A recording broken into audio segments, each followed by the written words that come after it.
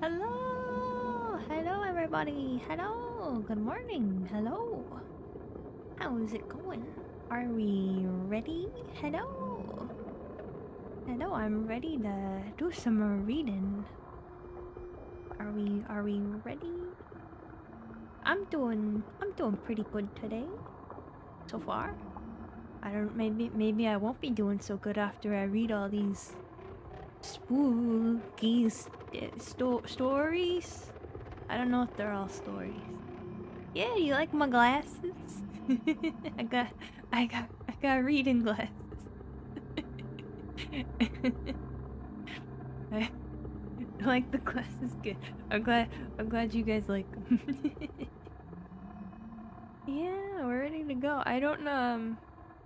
Disclaimer: I don't know exactly how to operate this stream. Of the glasses I noticed. Yeah, I found some like spooky background.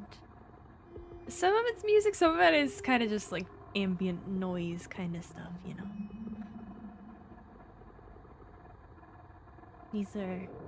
These are my reading glasses. I wanted them to be a little like science nerdy, you know. Mostly done like documents. Yeah, so not quite like stories as much as I don't know, whatever SCPs are. Document hype, yeah. Actually, yeah. Yeah, I thought that would be a good. I kind of wanted a lab coat, but I couldn't find an asset for it. And I didn't think I could whip something up in time. Yeah, I saw that there's like a whole this like tails section that's like a whole other you can't see that. The tails sections, it's a different thing. I don't know. I didn't know anything about SCP before I started getting ready for this. I just knew there were some games and a bunch of SCPs, and they all have numbers, and I don't know, you can't blink. There's a stairs one. I don't know much. Tails are different. Yeah, from what I gathered, tails are very different. Librarian shark. For today, yeah. But yeah. Spoiling you guys. Yeah, okay, so like I was saying, I don't know how to operate this. I'll try like just kind of reading them through, and then we can, I don't know, comment on them after. I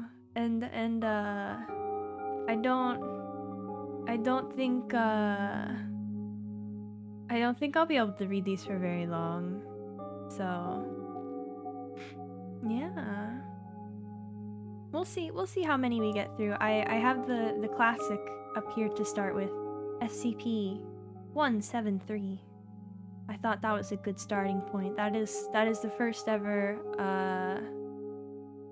that's the first SCP I ever was aware of. The SCP Foundation might get me for reading the documents. I hope we'll be fine. Pro streamer Bam winging it. You may be surprised to know I wing it all the time. It's quite a common occurrence. Broken into the Foundation.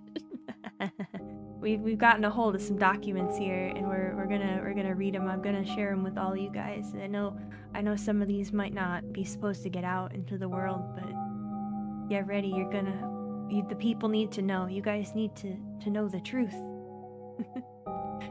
If there's scuff, you can blame the Foundation. Yeah, we can say it's an SCP causing the scuff, right? We're not reading all the suggestions. Can read the first one you suggested. I think I went through all the ones. I don't remember what the first one you suggested was, but it might be in here. I don't know. I don't remember. I have very many pulled up here, and I didn't put them in a particular order. But, yeah. I'm an escaped SCP. No such thing. No such thing. Okay, are we ready? Are we ready? You guys can see my mouse, can't you? I'll move that out of the way. Okay. Are we ready? What are we without the scuff? Yeah, nothing. Do you like my glasses are a little scuffed because they are attached to my hair.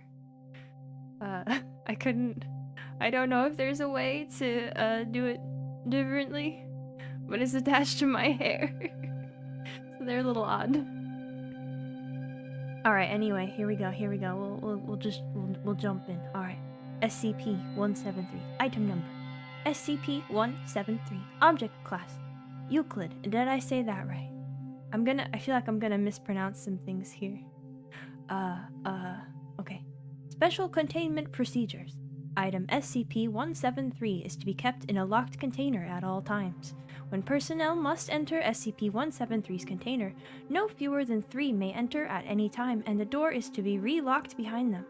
At all times, 2 persons must maintain direct eye contact with SCP-173 until all personnel have vacated and re-locked the container. Description: Move to Site-19-1993. Origin is as of yet unknown. It is constructed from concrete and rebar, with traces of Krylon brand spray paint. SCP-173 is animate and extremely hostile. The object cannot move while within a direct line of sight. Line of sight must not be broken at any time with SCP-173. Personnel assigned to enter container are instructed to alert one another before blinking. Object is reported to attack by snapping the neck at the base of the skull, or by strangulation. In the event of an attack, personnel are to observe Class 4 hazardous object containment procedures. Personnel report sounds of scraping stone originating from within the container when no one is present inside. This is considered normal, and any change in this behavior should be reported to the acting HMCL supervisor on duty. The reddish-brown substance on the floor is a combination of feces and blood. Origin of these materials is unknown. The enclosure must be cleaned on a bi-weekly basis. Alright. And that was SCP-173.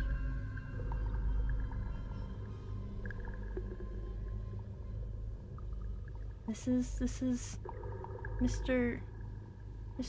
Peanut Man, I guess. It doesn't give a much of a visual description. I expected more of that. So remake Peanut doesn't exist anymore? Oh, Peanut doesn't really exist that's interesting. I was wondering why it doesn't seem to make so much sense compared to what I know from the video game. Alright, let me grab another one. Let me grab us a second one in here. Peanut Boy being all nice and snappy. Yeah, that was a short one. I have Plague Doctor here. Let's pull that one up. I saw you guys mention that one. Just like a concrete slab. That's kind of an odd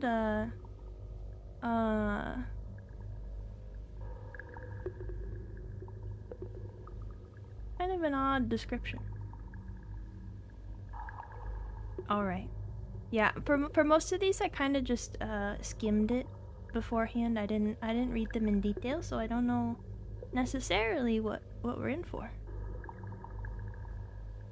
The drip of this dude, yeah, right? Look at him. Okay, here we go.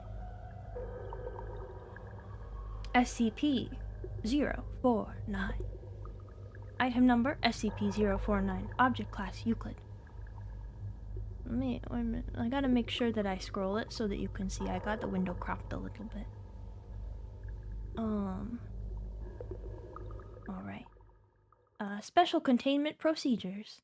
SCP-049 is contained within a standard secure humanoid containment cell in Research Sector 02 at Site-19. SCP-049 must be sedated before any attempts to transport it. During transport, SCP-049 must be secured with a Class 3 or within a Class 3 humanoid restriction harness. including a locking collar and extension restraints, and monitored by no fewer than 2 armed guards.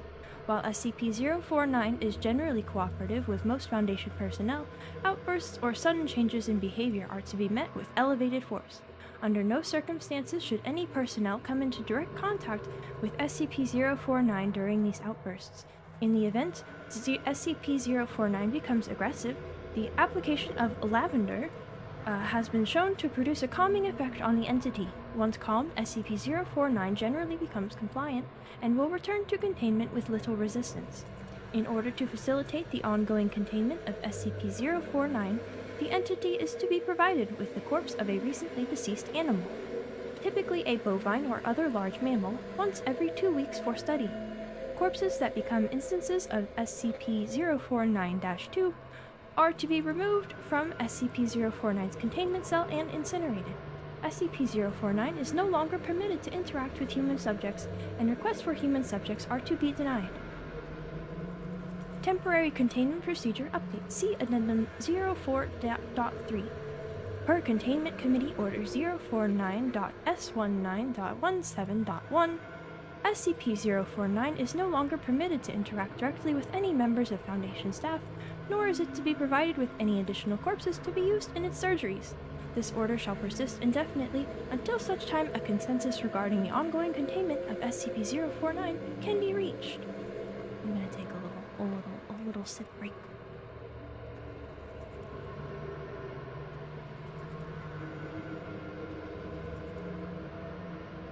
This is a long one. Okay. SCP-049 is a humanoid entity, roughly 1.9 meters in height, which bears the appearance of a medieval plague doctor. While SCP-049 appears to be wearing the thick robes and the ceramic mask indicative of that profession, the garments instead seem to have grown out of SCP-049's body over time. And we have a footnote. The robes and gloves are identical to a thick hide built up on the skin, while the mask is composed of a kind of chitin. Is that how you say that? I don't know. Growing out of the bones of the face. Creepy. And are now nearly indistinguishable from whatever form is beneath them. X-rays indicate that despite this, SCP-049 does have a humanoid skeletal structure beneath its outer layer. SCP-049 is capable of speech in a variety of languages, though tends to prefer English or medieval French. Footnote 2. The entity claims to have originated in 15th century France, though admits that it is particularly well-traveled. SCP-049 is generally cordial and cooperative with Foundation staff. It can become especially irritated or at times outright aggressive if it feels that it is in the presence of what it calls the pestilence. Although the exact nature of this pestilence is currently unknown to Foundation researchers, it does seem to be an issue of immense concern to SCP-049. SCP-049 will become hostile with individuals it sees as being affected by the pestilence, often having to be restrained should it encounter such. If left unchecked, SCP-049 will generally attempt to kill any such individual. SCP-049 is capable of causing all biological functions of an organism to cease through direct skin contact. How this occurs is currently unknown, and autopsies of SCP-049's victims have invariably been inconclusive. SCP-049 has expressed frustration or remorse after these killings, indicating that they have done little to kill the pestilence, though will usually seek to then perform a crude surgery on the corpse using the implements contained within the Black Doctor's bag it carries on its person at all times. Footnote 3. The space within this bag is seemingly anomalously large, as SCP-049 has been observed pulling objects larger than the bag itself from within it in order to operate on deceased subjects. While these surgeries are not always successful, they often result in the creation of instances of SCP-0492.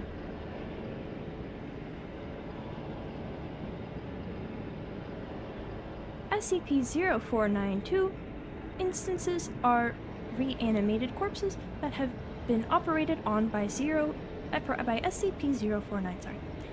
These instances do not seem to retain any of their prior memories or mental functions, having only basic motor skills and response mechanisms.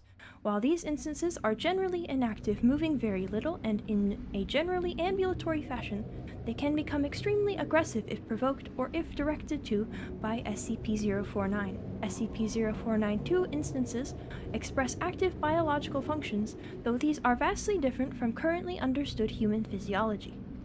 Despite these alterations, SCP-049 often remarks that the subjects have been cured.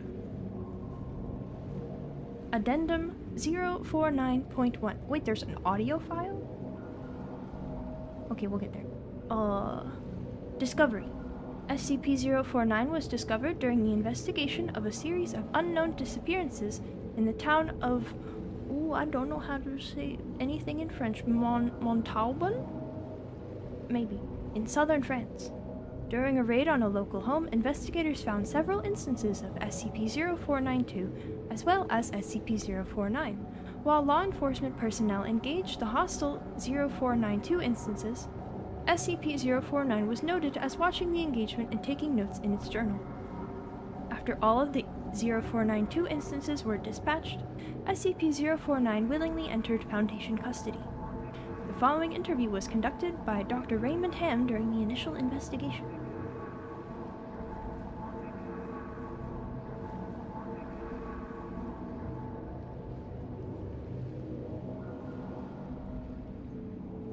Alright. Is the audio just this long? Would it just be what this is? I don't think I can do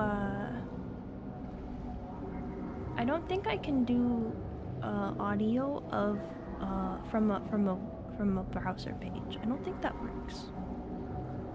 So I will read it. I have to do voices. Are we ready? Oh no, he's speaking French. I can't speak French. I can't do a French accent. Oh no. Okay. Okay. I see. I'll read it. Okay. Interviewer: Dr. Raymond Ham, Site 85. Interviewee: SCP-049. French is the real word. Yeah, okay. Do it funny. I don't wanna offend any French people by doing a really awful accent, but we'll give him a fun voice anyway. SCP-049. Oh, geez, how should he, so then, how should we begin an introduction? Dr. Ham: is that French? Can we get a translator? The King's English, no need for translation, sir, I speak it well enough.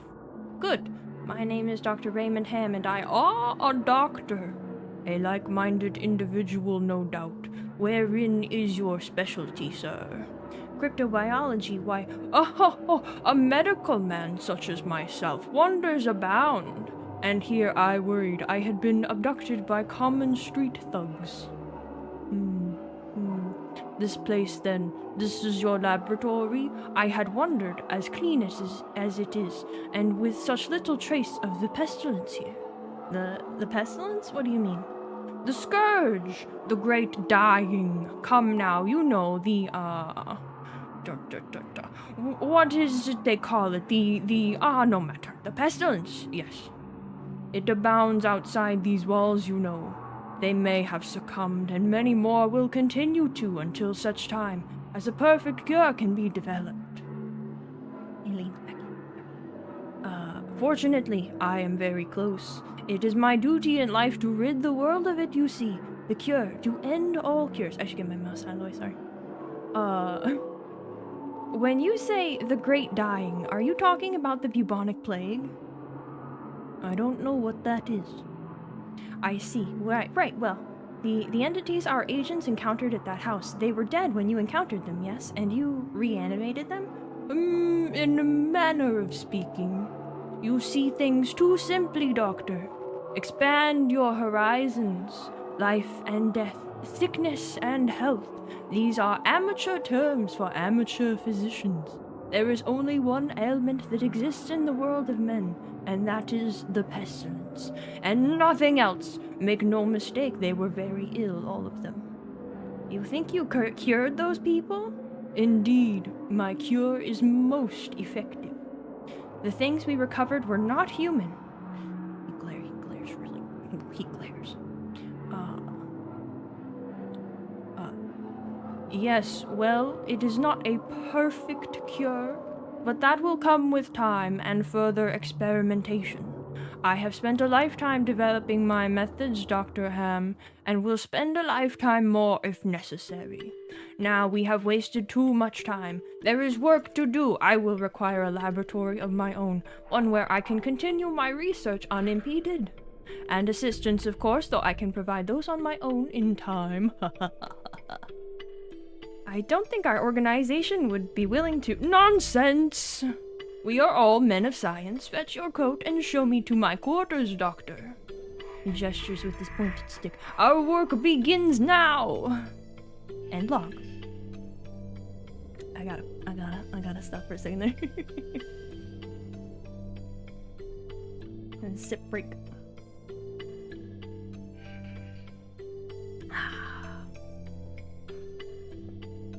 He's very passionate about his cure.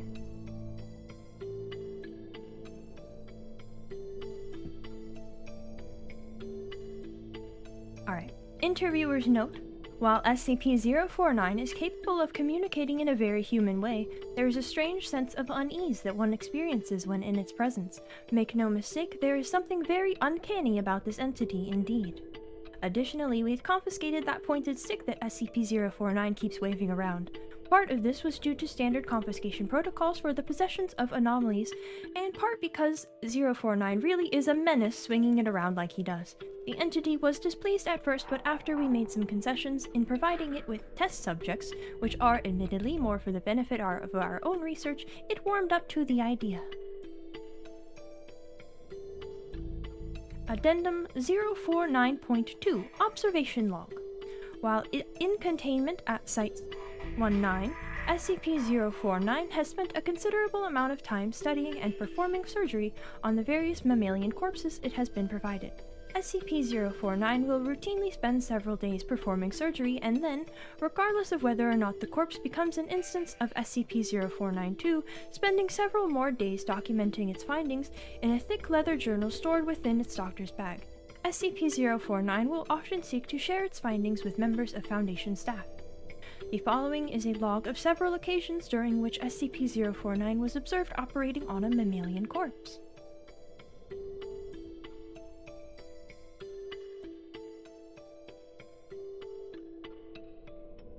Observation Log 049OL1 Summary. SCP-049 Preface. A test subject, D85123, was introduced into SCP-049's containment cell. The entity expressed sincere gratitude towards all members of the containment and research staff. Observation notes. SCP-049 began by asking D85123 several standard medical questions as it began removing tools from its bag. Shortly after finishing its operations, SCP-049 quickly closed the distance between the two, killing the subject with a touch to its throat. Afterwards, SCP-049 made a number of considerable alterations to the basic structure of the subject's corpse, often introducing fluids from within its bag into the subject by way of a hand-powered pump and copper tubing.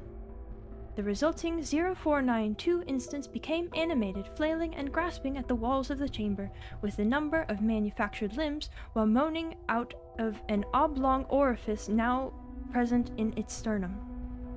During this time, SCP-049 was observed taking notes of the instance in its journal and remarking to the watching research staff about the efficacy of its cure. Certain security personnel entered the chamber to move SCP-049 back to containment and were attacked by the instance. Security team dispatched the 049-2 instance and SCP-049 returned to containment with no resistance, stating that it was pleased with the results. SCP Log 049OL2 Summary. Subject SCP-049 Preface. SCP-049 was provided the corpse of a recently deceased goat. SCP-049 expressed gratitude at the provision. Observation notes. SCP-049 operated on the goat corpse for several days, eventually resulting in an instance of SCP-049-2. SCP-049 expressed pleasure in this outcome, though admitted the disease was still in its nascent stage. My veterinarian practice is rudimentary, but the patient responded well to the procedure.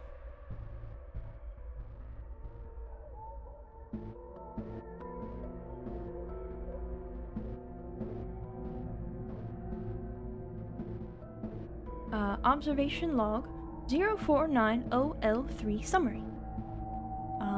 Preface: SCP-049 was provided the corpse of a recently deceased orangutan. Orangutan. I always feel like I say that wrong. I feel like it's common to pronounce that wrong. Anyway.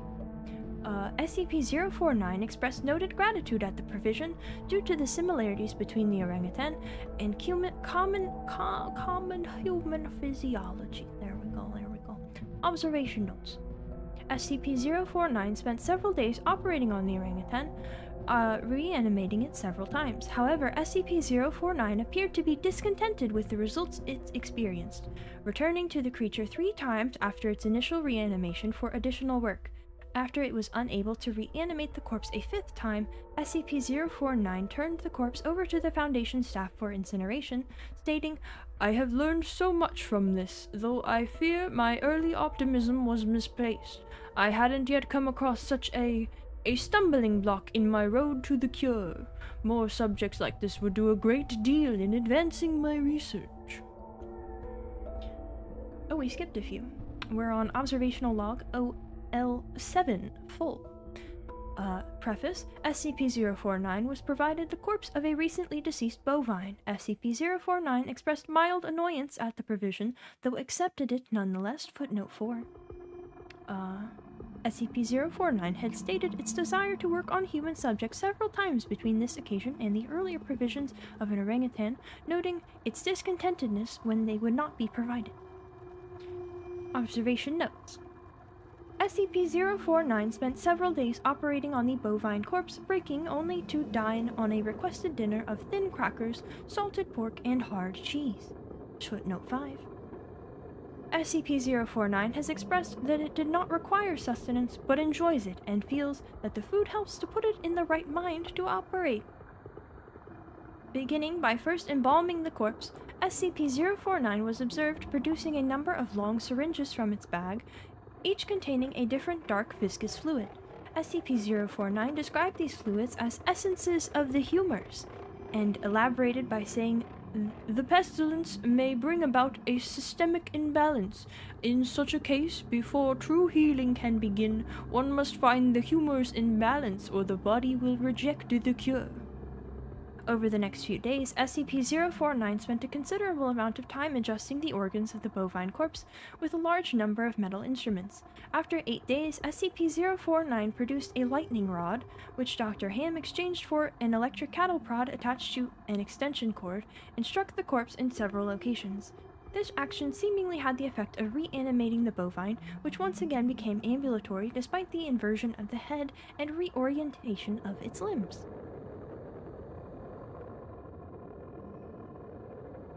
Alright. Follow-up interview. Man, this one's really... I shouldn't have done this 1 second. This one's really long. We're good. Okay. Begin log. Dr. Ham. We've watched you work for several weeks now, and honestly, I'm not sure I understand what you're doing. Can you describe your process in detail? Oh, goodness, no. The process is most intensive.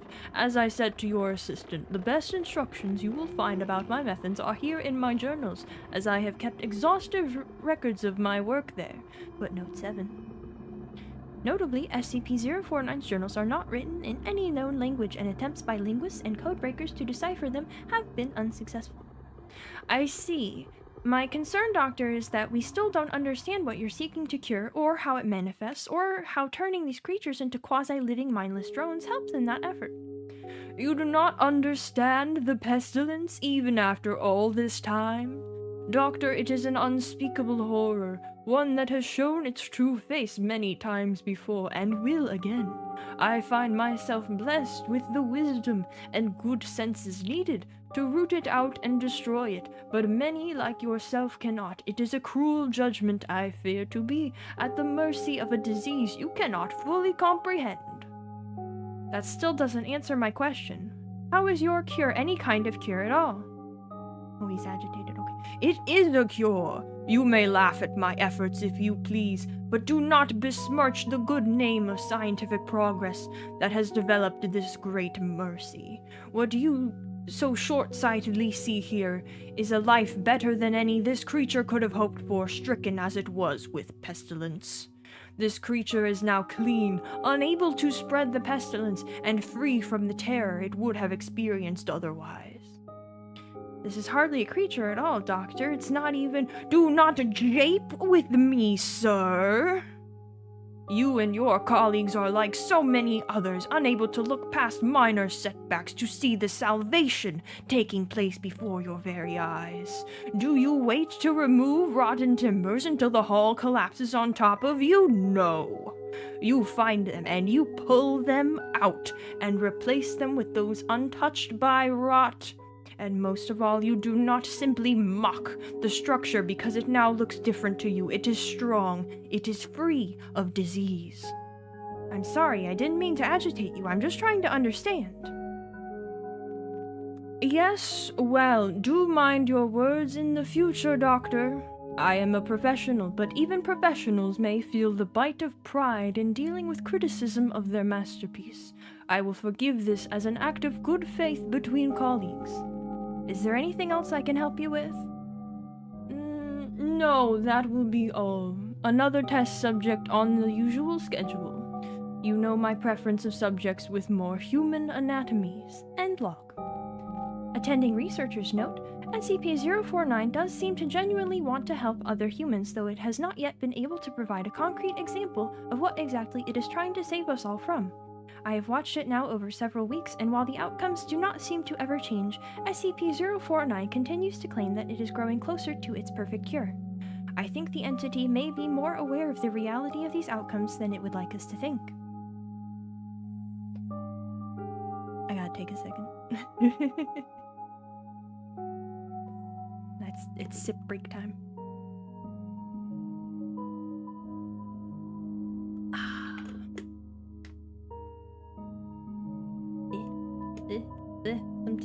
Sometimes I can't close my thermos. Okay. A whole dozen SCPs related to this pestilence and different interpretations of horror. Oh, that's interesting. That sounds cool. Okay. Addendum 049.3. I'm guessing this is no, I don't have to guess. April 16th, 2017 incident. Starting shortly after SCP-049's initial containment, Dr. Ham conducted a number of interviews with the subject regarding its anomalous properties, and over time began to note its displeasure with its subjects and the SCP-0492 instances. This continued for a period of several months, during which SCP-049 never exhibited any aggressive behaviors. On April 16, 2017, as Dr. Ham was entering SCP-049's test chamber to conduct another routine interview, the entity began to grow anxious and asked Dr. Ham if he was feeling well. Following protocol, Dr. Ham reminded SCP-049 that the interview was required, after which the entity became hostile and attacked Dr. Ham, killing him.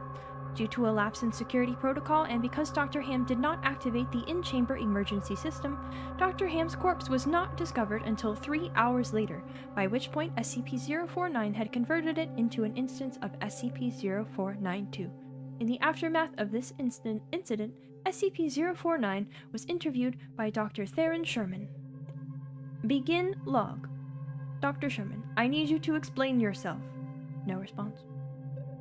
SCP-049, you are being directed to explain your actions, and I will remind you that failure to cooperate will result in further restrictions during your containment. My actions do not need to be explained. You killed Raymond Ham and then butchered him until he not dead. No, not dead. He is cured. Cured? Cured of what? The pestilence, sir! I had thought you at least would realize what luck it is. I detected it before. What pestilence? You keep going on and on about this pestilence that you have not once been able to properly identify this disease. What could you have possibly seen in him today that you had not seen so many times before, that it would be worth his life? The pestilence, presents and progresses in unforeseeable fashions and has a queer way of creeping into the unprepared. And, call it what you want, Doctor. It was a mercy I did to him. He is cured. He is a vegetable. I would not expect you to understand. You and your ilk have proven time and time again to be not men of science, but men of emotion. You cannot appreciate the horrors I have seen, those many millions who have succumbed to the pestilence and been changed, your cure cost Ray his life. No good, sir, I have saved it. You would allow this world to slip back into the despair of disease and death, ignoring that I have created a miracle. And what disease? What pestilence? He was a healthy man. He was a good doctor. I'm offering it freely to the conflicted. You are not worth this argument, sir. You are short-sighted and foolish. Dr. Ham was sick, and I cured him. I'm the only one who can do this. My work must continue. There is still so much to learn, so much to... I've had enough of this. Consider your allowances revoked. Welcome to Containment 049. We're done here. And others can be saved. Even you, though you do not deserve it, might be saved. I can save them all. I can cast down this plague once and for all. I can do this. Only me. I saved him. Dr. Ham, I cured him. He was sick. I know he was sick. I know he was. You're all sick, but I can save you. I can save all of you because I am the cure. End log.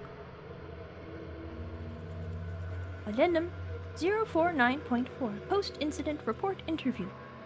Oh gosh, another interview, okay. The following interview is an excerpt from the April 16th, 2017 049 incident report. The interview was conducted by Dr. Elijah Itkin and took place 3 weeks after the start of the initial investigation.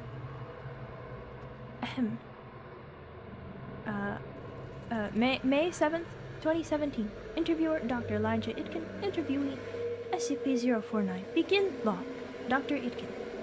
SCP-049, we are conducting this interview to close out our investigation of your actions taken on April 16th that resulted in the death of a staff member.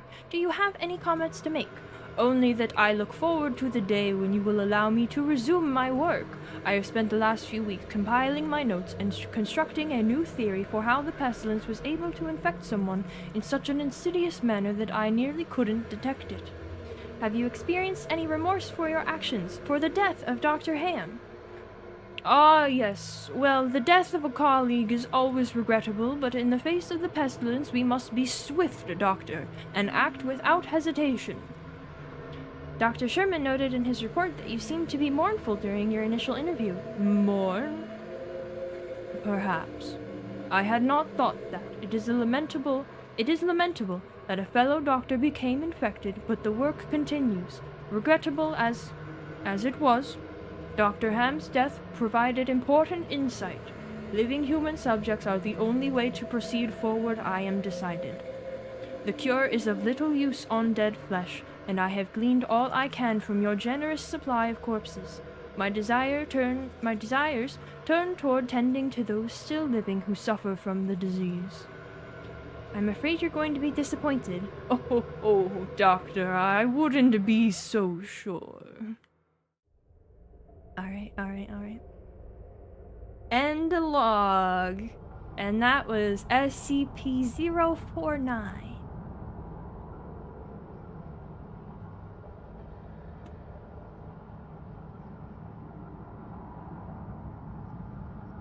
The end. That was a long one. We gotta do a short one next. Let me look for a short one. Let me look for a short one in my collection.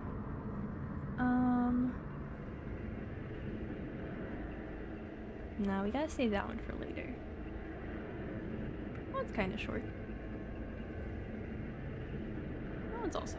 Oh, a lot of these are very long. A lot of these are very long. Let's do this one. Boop. That was a good one. I liked it. That was fun. I'm glad you guys are liking my reading. Pestilence reminds you of SCP-29350 Death and SCP-5000Y. Oh, there's so many. I should say something about it. I mean, I liked it. It was fun. I don't know what to say. It was fun to read. Hold on. Let me actually open something else. I don't remember what all I have open here. Did I leave the one open? Okay, I left that one open. I wanted that one for sure. Okay. Okay.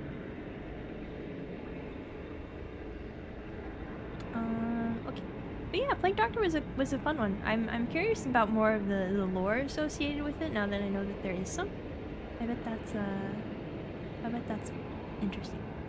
But now we have SCP-1471. That's a long one. Red Sea Object 093, along with the related Lord Blackwood in the Land of Unclean. I think I opened 093. I think I have that one. Am I thinking of no, I'm thinking of a different thing. Never mind. I was thinking of a different thing.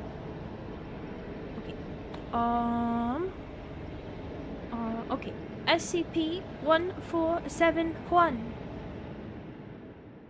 Item number SCP-1471. Object Class Euclid. Special Containment Procedures. All mobile devices that have SCP-1471 installed are to be confiscated and analyzed for any potential leads to other possibly affected devices. Afterwards, affected devices are to have their batteries removed, be assigned a designation, e.g. SCP-1471-number, and be placed in Storage Unit 91 at Research Site 45. All online application stores for mobile devices are to be monitored to prevent any inadvertent sales of SCP-1471. Suspected devices are to be targeted using self-uploading malware in order to disable the device until it can be seized by field agents. Description: SCP-1471 is a free 9.8 megabyte application for mobile devices named Mal-O? Is that a 0 or no? That's O, right? Mal-O? Version 1.0.0 in online application stores. SCP-1471 has no listed developer and is somehow able to bypass the application approval process to go directly to distribution. SCP-1471 is also able to avoid removal by other program manager applications. After SCP-1471 is installed, no icons or shortcuts are created for the application. SCP-1471 will then begin to send the individual images through text messaging every 3 to 6 hours. All images will contain SCP-1471-A either within the background or foreground. SCP-1471-A appears as a large humanoid figure with a canid-like skull and black hair. During the first 24 hours following the installation of SCP-1471, the mobile device will receive images taken at locations commonly frequented by the individual. After 48 hours, the mobile device will receive images taken at locations that were recently visited by the individual. After 72 hours, the mobile device will receive images of the individual in real time, with SCP-1471-A appearing in close proximity to the subject. Individuals with over 90 hours of exposure to these continuous images will begin to briefly visualize SCP-1471-A within their peripheral vision, reflective surfaces, or a combination of the two. Continued exposure to SCP-1471 after this point will cause irreversible and sustained visualizations of SCP-1471-A. Individuals at this stage have reported periodic attempts made by SCP-1471-A to visually communicate with them, but fail to understand or comprehend these actions. Currently, the only known treatment to reverse SCP-1471's effect is to eliminate the individual's visual exposure to these images prior to 90 hours after installation. To date, no apparent hostile activity has been reported regarding SCP-1471-A. And then we need level 2 access. I think we got this.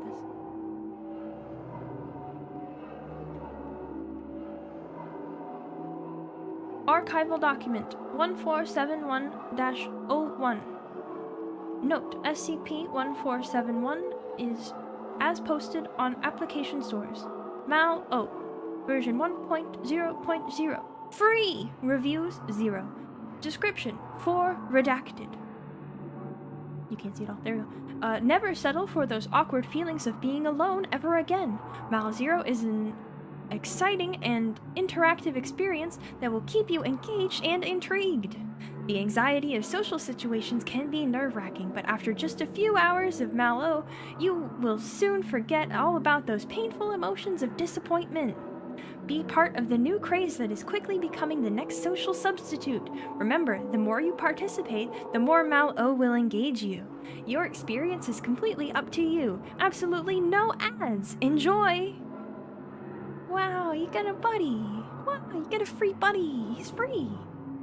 Can I click the button? I can click the button. It goes somewhere else on the site. I don't want to know where it goes. You get a forever friend. Yeah, you just gotta be pals with this guy forever. Isn't that nice? What a good one.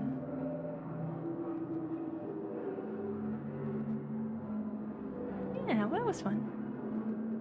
This dude is the simulacra guy? Simulacra?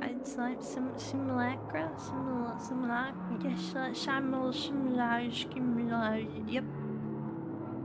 Also related stories to him in the Resurrection Canon series? In the what now? He's the good boy. Yeah, he's got quite a smile. He's very photogenic. It's a good thing he's kind of photo-based. Looks like good company. Yeah, I mean, look, he probably tells great jokes. All right, let's grab another one. I heard you guys talking about the IKEA one. Do we want to do the IKEA one? I have that here. This is it, right? Yeah, this is the IKEA one.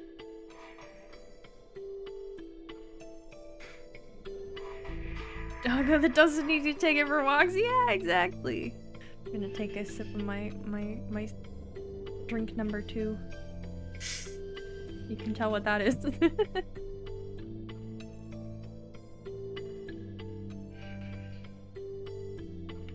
Couple of simulacra games. I don't know what that is. All right. It's IKEA time. Is there anything I have to open up in addition? Okay, there's a little more. Okay.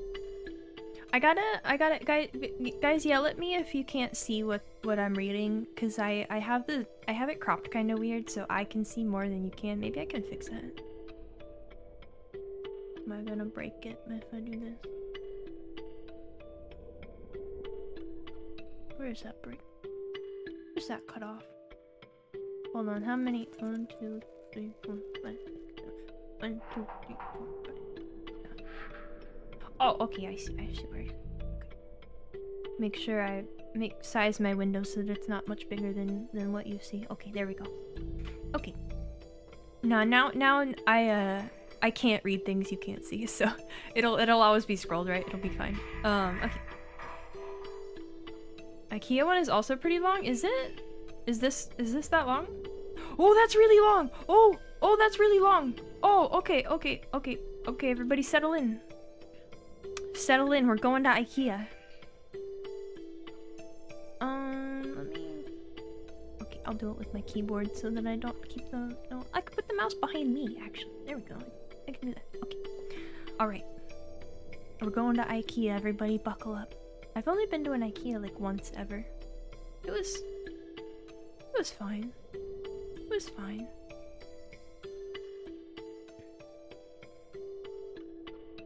Alright. Here we go. SCP-3008. Item number SCP-3008. Object Class Euclid. Special Containment Procedures. The retail park containing SCP-3008 has been purchased by the Foundation and converted into Site Redacted. All public roads leading to or passing by Site Redacted have been redirected. The entrance to SCP-3008 is to be monitored at all times, and no one is to enter SCP-3008 outside of testing as permitted by the senior researcher. Humans exiting SCP-3008 are to be detained and then debriefed prior to the administration of amnestics. Dependent upon the duration of their stay in SCP-3008, a cover story may need to be generated prior to their release. Any other entities exiting SCP-3008 are to be terminated. I was doing a really good job there, kind of reading pretty cleanly. Now I'm goofing it up. I'll get better. Hello. Welcome to IKEA. Description. SCP-3008 is a large retail unit previously owned by and branded as IKEA, a popular furniture retail chain. A person entering SCP-3008 through the main entrance and then passing out of sight of the doors will find themselves translocated to SCP-30081. This displacement will typically go unnoticed as no change will occur from the perspective of the victim. They will generally not become aware until they try to return to the entrance. SCP-30081 is a space resembling the inside of an IKEA furniture store, extending far beyond the limits of what could physically be contained within the dimensions of the retail unit. Current measurements indicate an area of at least 10 square kilometers, with no visible external terminators detected in any direction. Inconclusive results from the use of laser rangefinders has led to the speculation that the space may be infinite. SCP-30081 is inhabited by an unknown number of civilians trapped within prior to containment. Gathered data suggests they have formed a rudimentary civilization within SCP-30081, including the construction of settlements and fortifications for the purpose of defending against SCP-30082. SCP-30082 are humanoid entities that exist within SCP-30081. While superficially resembling humans, they possess exaggerated and inconsistent bodily proportions, often described as being too short or too tall. They possess no facial features and in all observed cases wear a yellow shirt and blue trousers consistent with the IKEA employee uniform. SCP-30081 has a rudimentary day-night cycle, determined by the overhead lighting within the space activating and deactivating at times consistent with the opening and closing times of the original retail store. During the night, instances of SCP-30082 will become violent towards all other life forms within SCP-30081. During these bouts of violence, they have been heard to vocalize phrases in English that are typical variations of "The store is now closed, please exit the building." Once day begins, SCP-30082 instances immediately become passive and begin moving throughout SCP-30081 seemingly at random. They are unresponsive to questioning or other verbal cues in this state, though will react violently if attacked. SCP-30081 is known to have one or more exits located within, though these exits do not appear to have a fixed position, making it difficult to leave SCP-30081 once inside. Using any other door besides the main entrance to enter the structure or breaking through the walls of the retail unit leads into the non-anomalous interior of the original store. Since containment began, 14 individuals have managed to exit SCP-3008. Following extensive debriefing, all individuals have been administered amnestics and released. Oh my gosh, that's so much you've said. Oh, that's a lot of, I can't read all that right now, but good to know. Hello, everybody. We're gonna get into these journals, which is the rest of our IKEA. Here we go. Incident 30081. At 037 on redacted 2000 redacted, a human male exited SCP-3008, followed 10 seconds later by an instance of SCP-30082. SCP-30082 caught and killed the man before itself being terminated by armed response personnel. This incident represents the only time an instance of SCP-30082 has been seen exiting SCP-3008. A full autopsy on the corpse was performed. See 30082 autopsy log for more details. The man was carrying an IKEA-branded journal, seeming to document his time in SCP-3001, described below verbatim. Alright. Here we go. So, I'm writing this to document that what I can only assume is my sudden descent into insanity. Hold on, I have to move this window. Okay. I can't possibly be that bad of a navigator, and yet, as I write this, I've been trapped in IKEA for 2 days. I haven't seen another person in the entire time I've been here. I thought it was a prank at first. Turn the place into a maze, get all the people out, and see how long it takes me to get lost. Then everyone has a good old laugh. Realized that wasn't the case when I tried to backtrack. Everything had changed, so I ended up lost. Instead of the exit, it was just row after row of bookcases. So I'm trapped in IKEA. Sounds like the setup of a bad joke. The lights went out at 10 p.m., nearly gave me a bleepin' heart attack, that loud electrical thunk sound, and then pitch darkness. The place is full of beds, though my phone has a torch on it. No dang signal. So I found a bed and went to sleep. Spent most of the next day trying to find my way out with no luck. Did find a restaurant serving those meatballs though, so at least I won't starve. That's probably the punchline to that joke. Anyway, they were still warm and fresh, but I haven't seen anyone around who could have cooked them. Made my way back to the beds before the lights cut out again since it's too dark to search with them off. It's 9:10 a.m. now. The lights came back on a little while ago. I'm sure I've searched the entire area around where I came in now, and the exit obviously isn't here, so I'm going to pick a direction and hope for the best. Day 3 of my magical IKEA mystery adventure. If I wasn't sure that there was something seriously weird about this place before, I am now. Walked for 3 hours in a more or less straight line, insert IKEA joke here, before I came across a ladder next to one of those huge stock shelves they have here. Climbed up to get my bearings, and it looks like this place just stretches on forever. Like that scene from The Lion King, except instead of trees and grass, it was all shelves and tables and crap. I did see a person moving not too far away though, so I headed over. Thought it was a staff member at first. It was wearing the uniform, and hell, maybe it was. Maybe freakish 7-foot-tall monsters with long arms, short legs, and no faces are just the kinds of thing they want working at Super IKEA. Dang thing completely ignored me though, and with no eyes or ears, I can't even be sure it knew I was there. Thought about shoving it or something to get its attention, but its hands were big enough to crush a watermelon, so I decided against it. It just kept moving along, and eventually I lost sight of it, so I decided to carry on the way I was going. Anyway, no comfy bed for me tonight. Looks like I've entered the improbably hard and pointy table section of the store. Guess I'll have to make do with some bunched up tablecloths. Phone battery died during the day too. Didn't work anyway, but I feel like I've just lost some vital lifeline. Yeah, he's pretty chill about this. So far. You ever see one of those cartoons where they're going through the doors in a hallway and they just pop out of another door in the same hallway?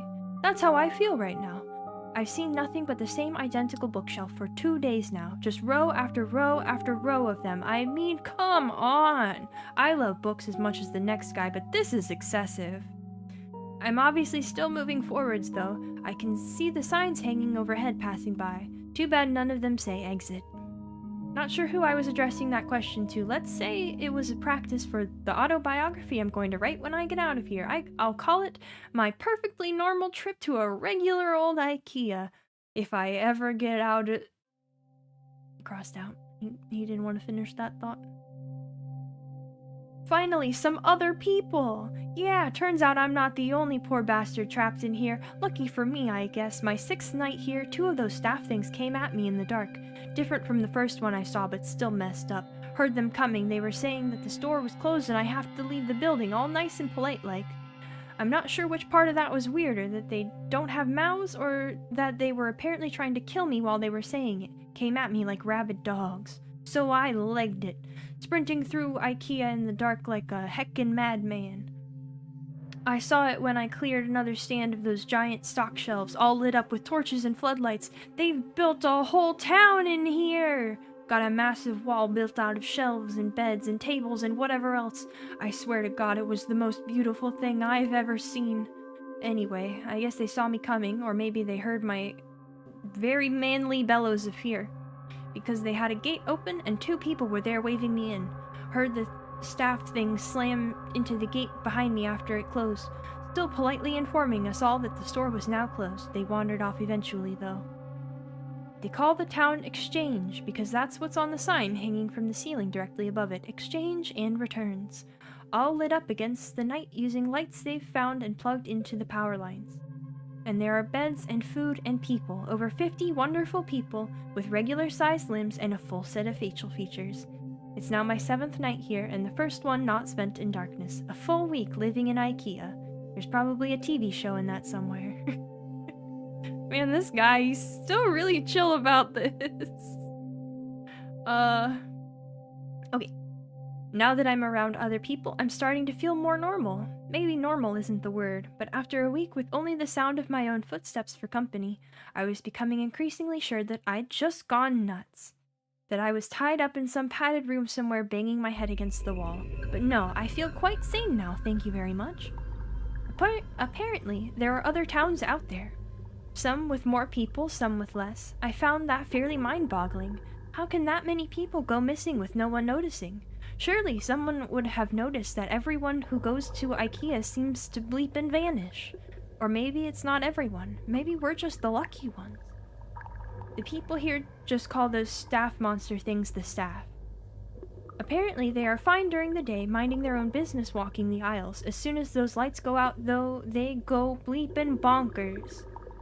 So during the day, people go out to find food, water, and whatever else they need. Apparently there are restaurants and shops around that randomly get restocked. No one knows how. Maybe the staff do it.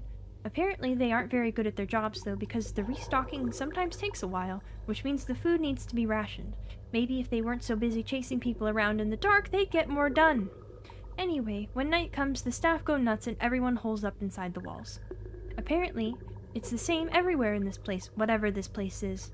The IKEA, from whence all other IKEAs sprang. Or maybe we're all still just in the regular IKEA and this is all some fever dream brought on by mind-numbing boredom. Who knows? Been here for 10 days now. Most of the people I asked said they stopped keeping track a long time ago, and one guy, Chris, said he'd been in here for years.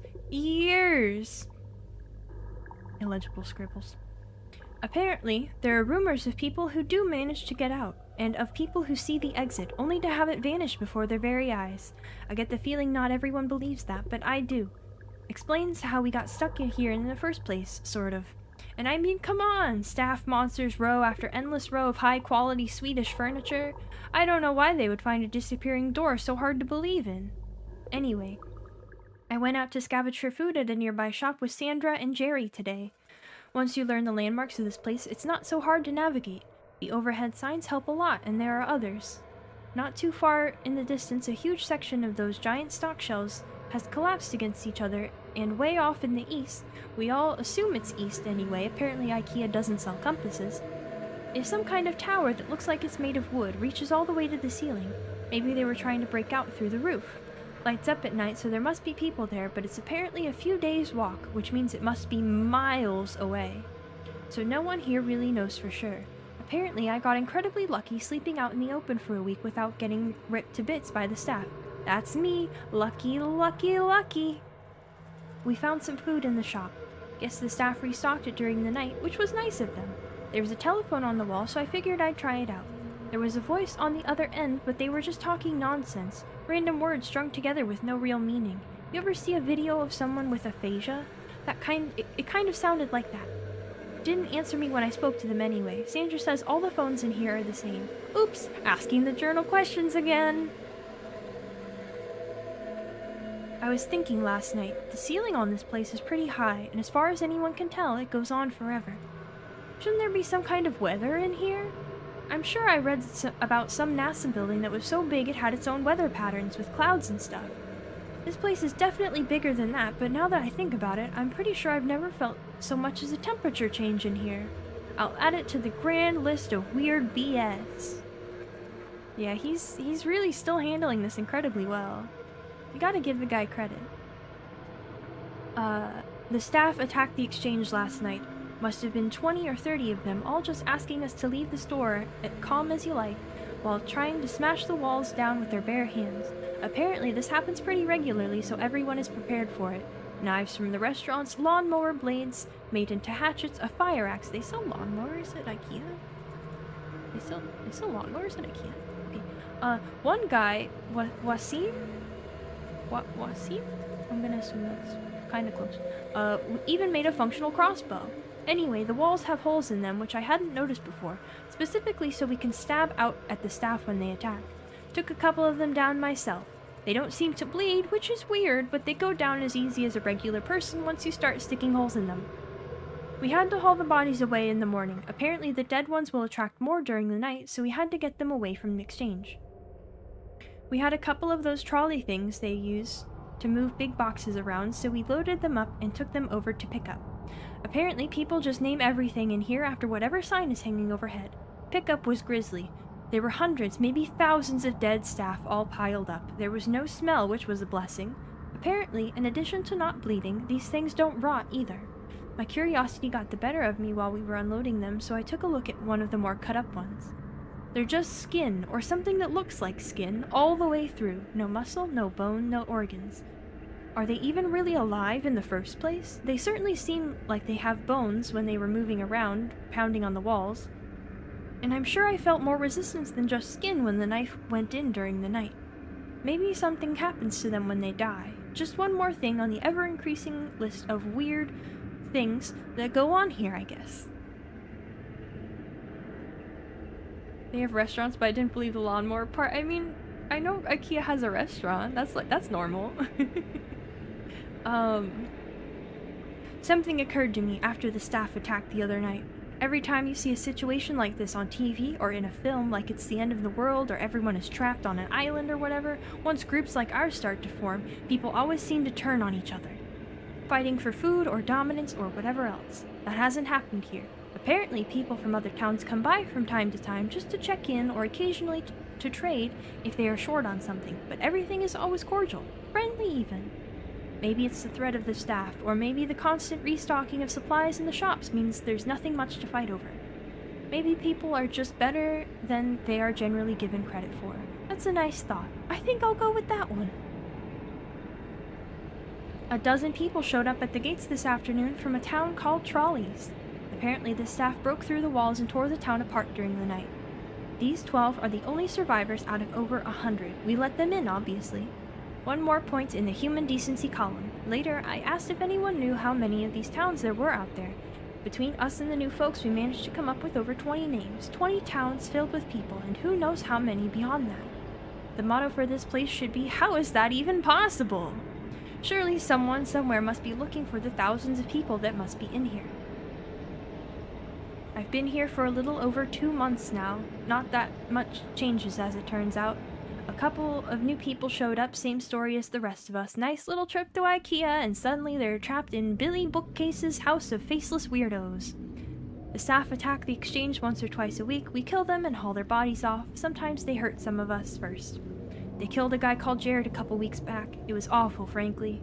Turns out regular humans still bleed in here, even if the staff don't. We tried our best, but none of us are doctors. Jared was a good guy. He deserved better. We all do. It occurred to me a couple of days after that. None of us were really looking for a way out of here. I don't even know where we start. Where we'd start. One of those quadcopter things with the camera attached buzzed past Exchange today. I thought it meant someone was finally looking for us, that help was on the way. Apparently it's not the first time this has happened, though. Same thing happened a few months ago, and everyone is still here. No idea if it saw us. It didn't stop if it did. Just kept flying until we could no longer see it. I gotta take a drink. Was under the impression they sold furniture and household stuff. Yeah, no, they're famous for like their like restaurant where they sell Swedish meatballs and whatnot. Oh, they sell garden furniture. I guess it makes sense then for them to sell lawnmowers. It's just kind of weird to me. I don't know.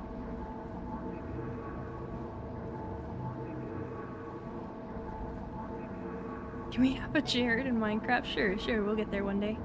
I don't know what we'll name Jared, but we can name something Jared. Okay. Note. Based on recovery time of the journal, this entry appears to line up approximately with our first successful test piloting of a drone inside SCP-30081. Analysis of footage shows a walled settlement under a sign labeled Exchange and Returns. Attempts to relocate the settlement failed. Origin of previously sighted drones is unknown. I started talking to people about the stuff they missed from home during dinner today. Probably not the best idea I've ever had. Everyone seemed pretty down after. A bunch of people here have families, husbands and wives, kids, dogs. Franklin apparently has a pet llama, though I'm not sure I buy that. But apparently, some of the people here have some seriously odd gaps in their knowledge. 3 of them had never heard of the International Space Station. 2 of them seemed to think Redacted was the Prime Minister, and 1 of them had apparently never heard of the Statue of Liberty. I believe them too. They seemed just as confused as the rest of us. The more I thought about it, though, the more it started to explain a few things. What if the real reason no one is looking for all us missing people is because we haven't all come from the same place? This is going to sound weird. Maybe that should be the motto for this place. But what if all the people here have come from different dimensions? Realities, whatever you call it. I've seen enough TV shows to know the drill. Sarah comes from a place where there is no Statue of Liberty. They didn't launch a space station where Wasim is from. If everyone here came from different places, even from ones that seem identical, there'd be no huge missing persons panic, no mass search. We'd just be a blip, a single missing person in a world of non-stop news. Well, that was a fun train of thought. Just realized that yesterday was the 6-month anniversary of my arrival here. I wonder if IKEA sells party hats. The routine around here has remained more or less the same. More new folk show up, one every couple of weeks or so. Food supplies go up and down, but we've never actually had a major shortage. Occasionally we get a visitor from one of the nearby towns, usually checkouts or aisle 630. We check in with each other from time to time, occasionally trade supplies if someone gets particularly low on something. It's comforting in a way. A reminder that we aren't alone in here. Some small glimmer of civilization. Sometimes they bring medical supplies. Apparently there's a pharmacy a few towns down from checkouts that gets restocked every now and then, so they share out what they can. I've never heard of an IKEA with a pharmacy before, but at this point I wouldn't be surprised if someone stumbled on an IKEA organ harvesting lab. Would certainly explain the staff. Speaking of our faceless jailers, their attacks have been getting worse lately, 3 or 4 times a week now, with twice as many staff as there used to be. No idea where they all come from or why the attacks have increased. We tried following one of them during the day a few weeks ago, me and Sarah. Wanted to see if they led back to a staff room or something. Didn't seem to go anywhere though, just randomly walked through the aisles. We had to turn back before we found anything. We've been reinforcing the walls, trying to arm ourselves better. Certainly no lack of materials to use. Wasim has been making more crossbows, but it's pretty slow going. Too bad IKEA doesn't sell guns. Note: no new personnel have entered SCP-3008 at Site Redacted in the time span indicated in this entry. The attacks are getting bad now, almost every night, with so many staff that the bodies almost pile high enough for others to climb the walls. I think we're in real trouble here. Exchanges. I think exchange is done. We got hit pretty bad last night. Not many casualties, but the wall is wrecked. We finally figured out why the attacks had been escalating too. A box of supplies had a chunk of one of the staff in there. No idea how it happened, but apparently a piece of one will draw them as well as a full body. Too late now in any case. There's too many bodies for us to haul away and still have time to fix the wall before night. Candace has called a meeting. I suspect there will be talk of abandoning exchange, maybe try and get shelter at checkouts or something. It's already getting late though. I don't think we'll have time to make it. Maybe some of us will. I was fine for that first week out in the dark after all, but then how often can I keep getting lucky? I'm only writing this for a sense of closure, I guess. For me, or for anyone who finds this. If this is the final entry here, I hope whoever is reading this is doing so from outside this place. My biggest fear? If I do die tonight, I'll just wake up here again in the morning. Note: this is the last entry. It is assumed that while attempting to reach the checkout settlement, he was separated from the rest of the group by a pursuing SCP-3008 instance and happened upon the exit. Wow. That was fun. I like that one. Yeah, this was a longer one. Ah, that was a good one. I like that one. How we feeling out there, everybody? I can't quite keep up with chat super well, because I'm reading.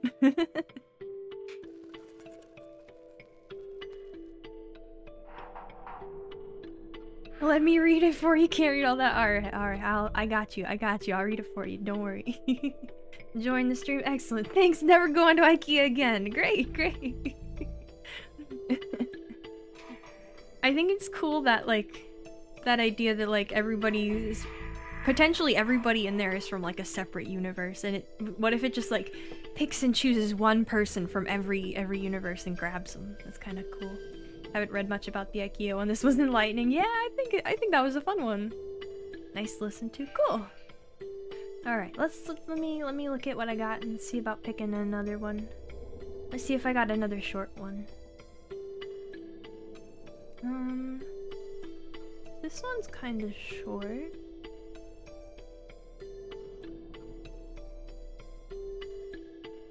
I'm guessing someone recommended this one. I don't remember at this point what I picked and what was recommended. First time watching, listener, really nice, needs to listen to. Excellent, I'm glad you're enjoying. Hello. Going to IKEA, never coming back, right? That's gotta be nuts. Awesome to hang out with people from other universes, right? Like, it would be cool if someone had gone in there and like done extensive testing and interviews and stuff to see what differences there were, because it could be like the tiniest little difference, you know, between the worlds everybody was in. Been to IKEA once before, it was hell. I had a decent time at the IKEA once. I don't know, it was fine. All those dads still leave for milk are just trapped at IKEA, yeah. Cute glasses, thank you.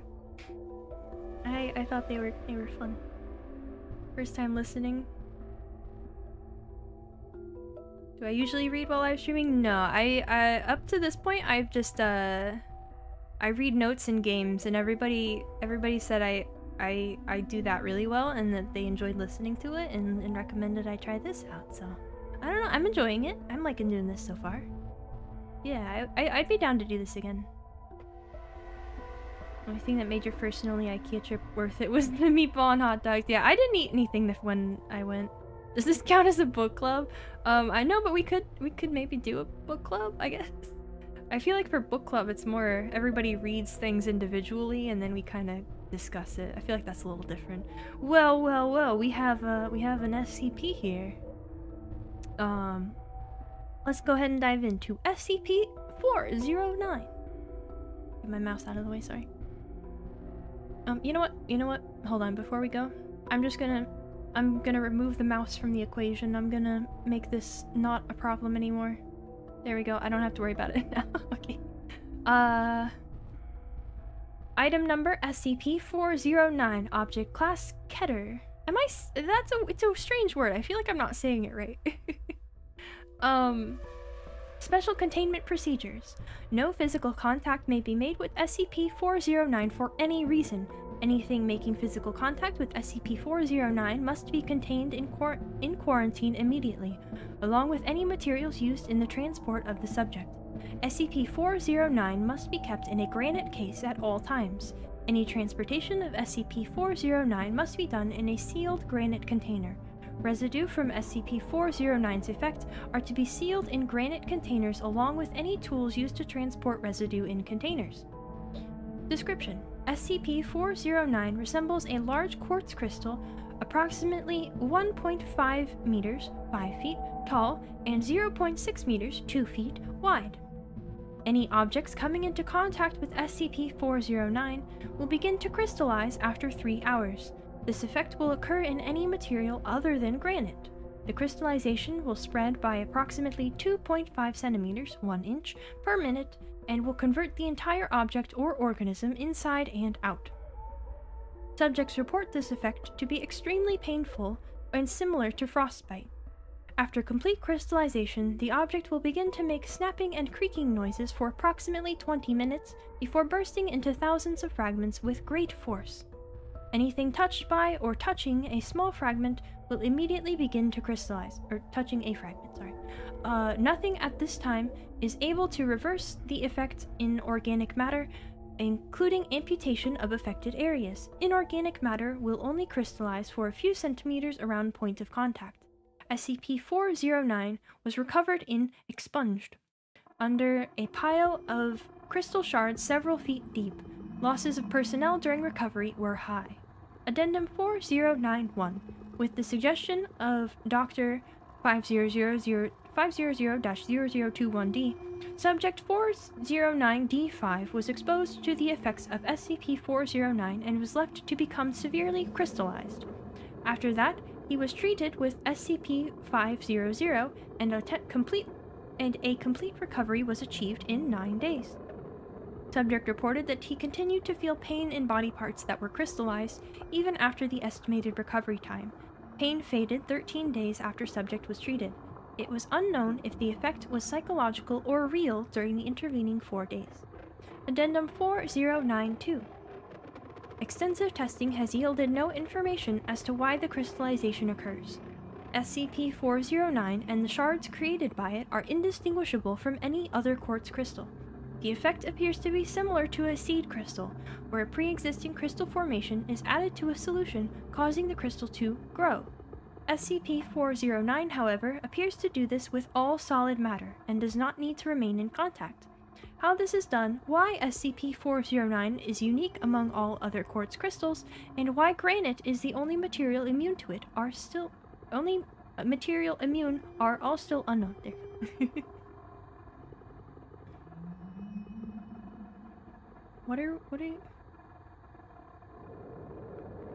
What's going on? Keter? Oh, Keter. Keter. Like a key. It's a Keter. I do have one in here about a key, I think. I remember it's at least one I think I clicked on about a key. 1762 now? What was that? Do I have that open? What was 1762? I might just search for it. I have a lot of tabs. 1762. My voice is starting to wear out a little bit, by the way. Already? So I might take a second to search this up.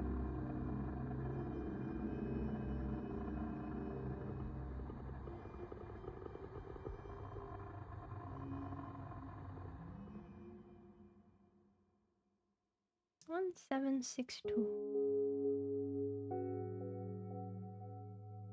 Absolute favorite? Okay. Yeah, this is a short one. We could do that. Can you eat it now? The crystal? Maybe not. Maybe you shouldn't do that.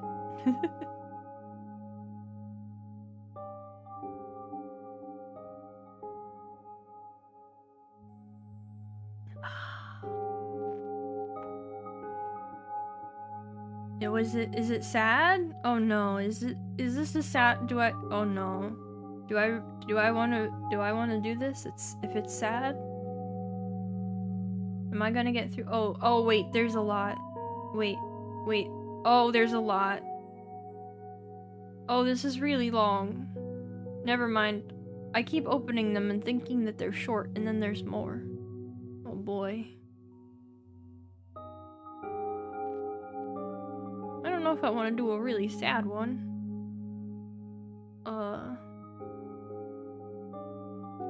Super sad times?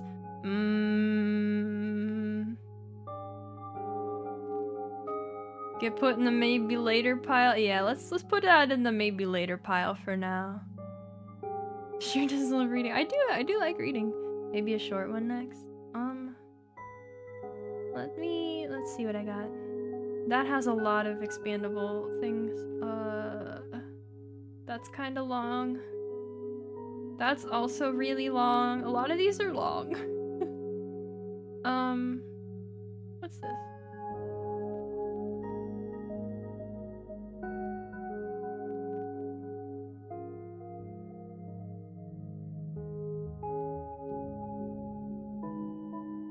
Suggest 4217. Okay, let me search that one up.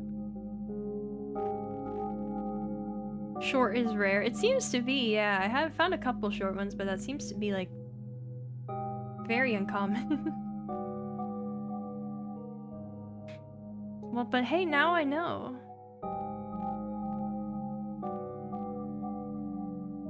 Oh, this one's got the fancy UI. Oh, this seems very long.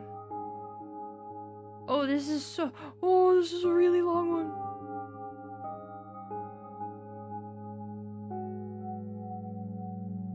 It's really long. I got it open though. I got it open.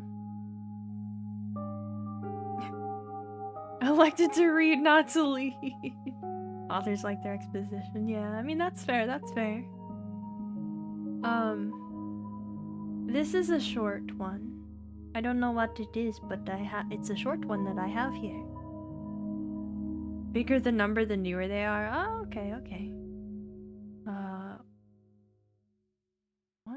1035. I opened a joke one that seemed fun. We might read that later. 1035. No, what?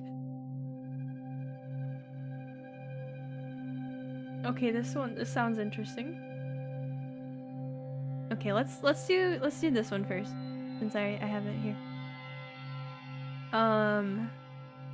We have here SCP-012. Item number SCP-012, Object Class Euclid. Special Containment Procedures. SCP-012 is to be kept in a darkened room at all times. If the object is exposed to light or seen by personnel using a light frequency other than infrared, remove personnel for mental health screening and immediate physical. Object is to be encased in an iron shielded box suspended from the ceiling with a minimum clearance of 2.5 meters, 8 feet, from the floor, walls, and other openings. Description: SCP-012 was retrieved by archaeologist K.M. Sandoval during the excavation of a northern Italian tomb destroyed in a recent storm. The object, a piece of handwritten musical score entitled On Mount Golgotha?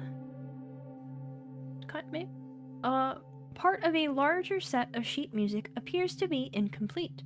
The red/black ink, first thought to be some form of berry or natural dye ink, was later found to be human blood from multiple subjects.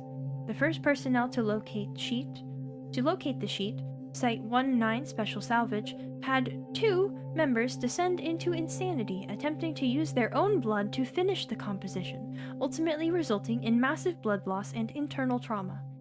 Following initial investigations, multiple test subjects were allowed access to the score. In every case, the subjects mutilated themselves in order to use their own blood to finish the piece, resulting in subsequent symptoms of psychosis and massive trauma. Those subjects who managed to finish a section of the piece immediately committed suicide, declaring the piece to be impossible to complete.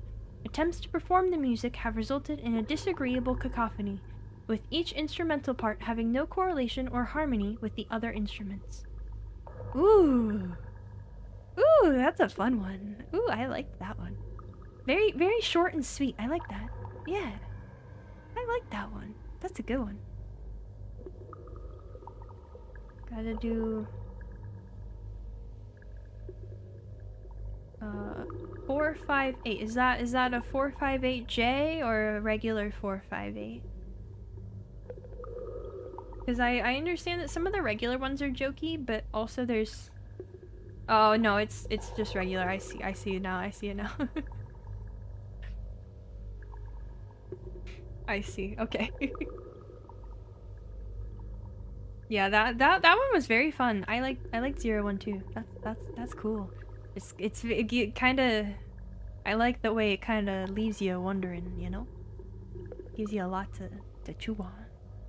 So it's very mysterious. Sites should be read like normal numbers. Ah, okay. Okay, so I have that open. What else do we have?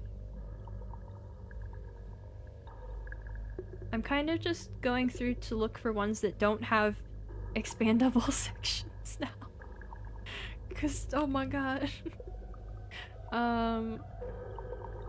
We could do 458.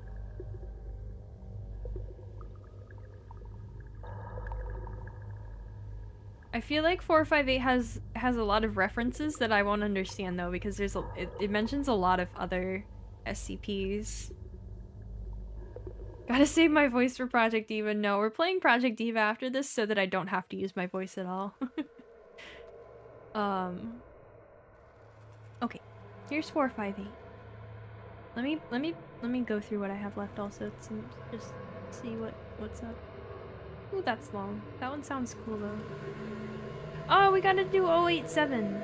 I think I meant to do that one earlier. We gotta do 087.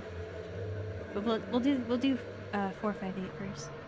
Didn't know what I was getting into. I guess I didn't. I mean, I did explain that I had no idea what I was getting into. But it's all good. Okay, are we ready? Are we ready? Let me take a drink of water first.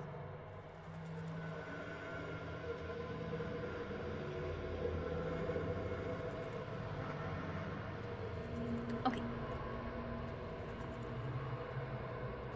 Item SCP-458. Object Class Safe. Special Containment Procedures. SCP-458 is considered safe and is therefore to be stored in the staff canteen at Site-17 with no access restrictions required. That is quite a choice to make. Description: SCP-458 is a large-sized pizza box from the pizza chain Little Caesars of their hot and ready variety. It is made of simple cardboard, measures 25.4 centimeters by 25.4 centimeters by 2.54 centimeters, 10 inches by 10 inches by 1 inch, and weighs about 20 to 20.49 grams depending on toppings. As a result of the unusual nature of SCP-458, measurement of weight is inconsistent. What makes SCP-458 an oddity is that, while appearing to be an ordinary pizza box, when it comes into contact with human hands, it instantaneously replicates within it the holder's subconsciously preferred choice of pizza, down to the favorite sauce, cheese, crust, and topping. It is not limited to the Little Caesars brand, as pizza from all major pizza chains, as well as local and even handmade pizzas, have been produced. There seems to be no limit to its ability, except that it cannot make anything but pizza, and its toppings must be edible by normal human standards. See Addendum 1A. The box is also rather indestructible, as all tests to destroy or dismantle the box have proven fruitless. It is assumed the box is semi-sentient, having at least enough telepathic or empathetic ability to sense what the holder's personal choices regarding pizza are. After constant testing showed SCP-458's seemingly infinite power to generate pizza, but with little other use, it has henceforth been placed inside the canteen at Site-17 for free use by personnel. After its open usage has been allowed, personnel morale has shown to have sharply increased. Addendum 1A. Upon testing SCP-458 with SCP redacted, the subject took a bite of the slice, which appeared to be a garlic-free slice of sausage and olive pizza on wheat crust. This was met with the response, "It's a fine slice, but I would have preferred a rather different sauce." It was inferred that the box cannot use substances that are indigestible by regular human bodies. Further testing confirmed this. Addendum 1B, please see document 451A. 4581A. Jeez. Document 4581A. I would just like to remind all staff that just because we have a pizza box that can constantly create pizzas for you does not mean that you can just sit around and eat pizza all afternoon. If continued abuse of the box continues, coupled with reports of personnel gaining unhealthy amounts of weight, I may be forced to implement a mandatory physical training regimen following lunch hours. Dr. Del Morino. Document 458-1B. For simple curiosity's sake, and to perhaps get a better idea of the mindset of certain SCPs, I've compiled a list of sentient SCPs' reactions when holding the box. I feel like I don't need to read these. I don't know what these SCPs are. It's not really worth it. Further testing on SCPs may reveal some odd characteristics about the SCPs themselves and is suggested. I don't know how to say that. Not even gonna try. Update. Further cross-testing is permitted, but requires approval and supervision due to safety concerns. Dr. Redacted. Check the footnotes. Almost immediately after opening SCP-458, the produced pizza began to go through symptoms similar to other organic material within SCP-073's effect radius. Experiment was retried with pizza being removed from SCP-458 immediately after its opening with minor deterioration present. When queried by researchers, SCP-073 stated it had never ingested products created by SCP-458. The footnotes are at the bottom. Yeah, these are the footnotes. They're right here. But I still don't know these, SCPs.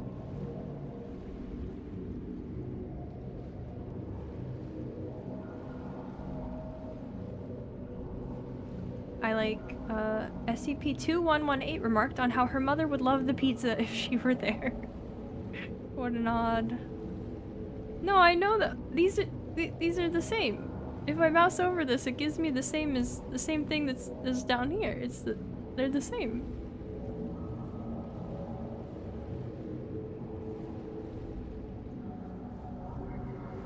Alright, what's next? Frieza, let's go, yeah. Can you have SCP-458 in the jail? Only if you can steal it from, the SCP Foundation. Someone suggests the unkillable lizard thing. I think that's in here. I don't know exactly. Okay, let's do this one. I meant to do this one earlier, I think. I wanted to do this one as like one of the first, but I forgot that it was in here and I didn't see it right away. Because this one is also one of the classics that I am aware of from a video game. Let me sip of water first. Gotta add rating SCP Foundation to the Crusade list. Good luck!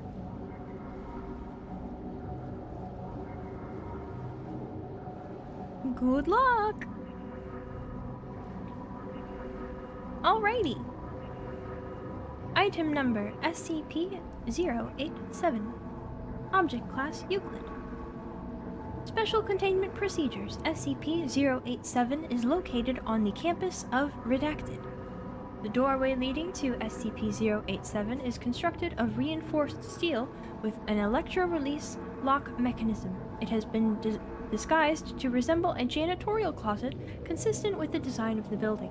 The lock mechanism on the doorknob will not release unless redacted bolts are applied in conjunction with counterclockwise rotation of the key. The inside of the door is lined with 6 centimeters of industrial foam padding. Due to the results of the final exploration, see document 0874, no personnel are permitted access to SCP-087. That's a lot of documents, okay. Description. SCP-087 is an unlit platform staircase. Stairs descend on a 38-degree angle for 13 steps before reaching a semicircular platform of approximately 3 meters in diameter. Descent direction rotates 180 degrees at each platform. The design of SCP-087 limits subjects to a visual range of approximately 1.5 flights.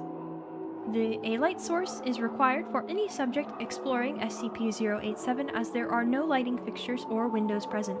Lighting sources brighter than 75 watts have shown to be ineffective as SCP-087 seems to absorb excess light. Subjects' report and audio recordings confirm the distressed vocalizations from what is presumed to be a child between the ages of redacted and redacted. The source of the distress call is estimated to be located approximately 200 meters below the initial platform. However, any attempts to descend the staircase have failed to bring subjects closer to the source. The depth of descent calculated from Exploration 4, the longest exploration, is shown to be far beyond both the possible structure of both the building and geological surroundings. At this time, it is unknown if SCP-087 has an endpoint. SCP-087 has undergone 4 video-recorded explorations by Class D personnel. Each subject conducting an exploration has encountered SCP-0871, which appears as a face with no visible pupils, nostrils, or mouth. The nature of SCP-0871 is entirely unclear, but it has been determined that it is not the source of the pleading.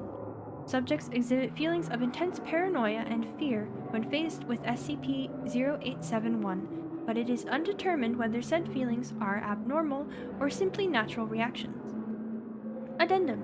Over a period of 2 weeks following Exploration 4, several members of the staff and students from the redacted campus reported knocking at a variable rate of 1 to 2 seconds per knock coming from the interior of SCP-087. The door leading to SCP-087 has been fitted with 6 cm thick industrial padding. All reports of knocking have ceased. Authorized personnel may refer to documents 0871 through 4 for transcripts of explorations 1 through 4, but we can't actually read 4. 4's gone. Oh, this is a totally different page. Oh, okay. Let me go back and open all of them then. Go back. Ah, open. Okay. Are you ready? Document 0871. Exploration 1. D-8432 is a 43-year-old Caucasian male of average build and appearance and unremarkable psychological background. Class D designation is a result of demotion due to mishandling SCP redacted. D-8432 is equipped with a 75-watt flood lamp with battery power capable of lasting 24 hours, a handheld camcorder fitted with a transmission stream, and an audio headset for communication with Dr. Redacted at control. D-8432 steps through doorway onto initial platform. Despite the wattage, the flood lamp only illuminates the first 9 steps. The second platform is not visible. It's bleepin' dark. Good start. Is your flood lamp functioning properly? D-8432 shines the light out the door and into the academic building's hallway. The light reaches significantly further. Yeah, it's working. It just won't light these stairs all the way down. Thank you. Please continue. D-8432 descends for 13 steps before reaching the second platform. The platform is in the shape of a semicircle with an apparently concrete surface and walls. There are no distinct markings aside from nondescript patches of dust, dirt, and wear consistent with that which is found in a typical concrete stairwell. D-8432 rotates 180 degrees to begin descent down the second flight, then pauses. A reason for stopping.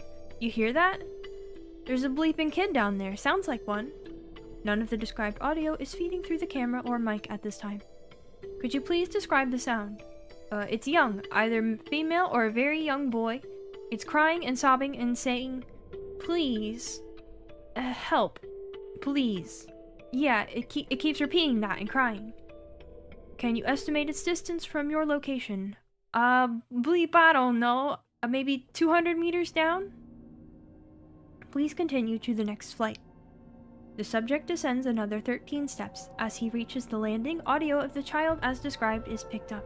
The child alternates between sobbing, wailing, and the words please, help, and down here.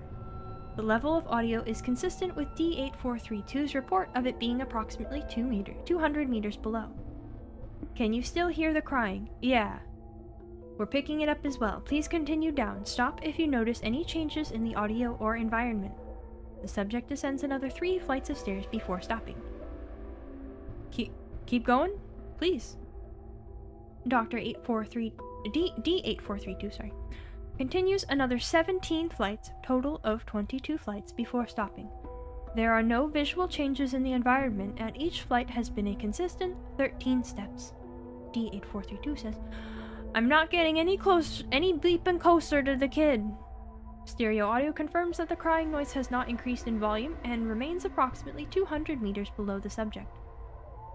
Noted. Please continue. The subject continues another 28 flights before stopping. 50 flights total. D8432 is standing on the 51st landing, counting the initial ground level landing.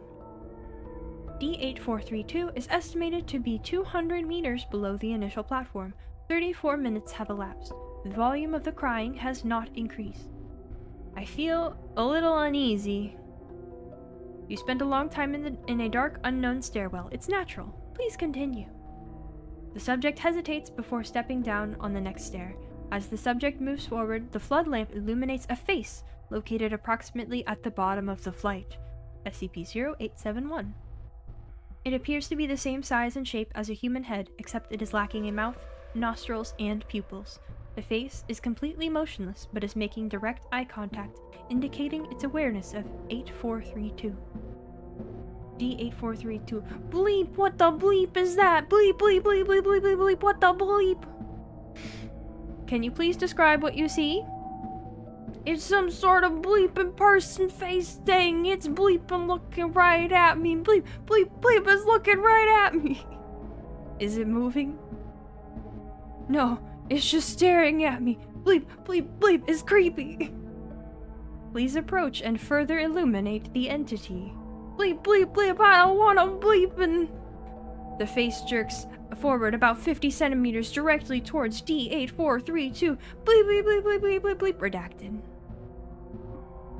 D8432 enters a panicked state and rapidly ascends SCP-087.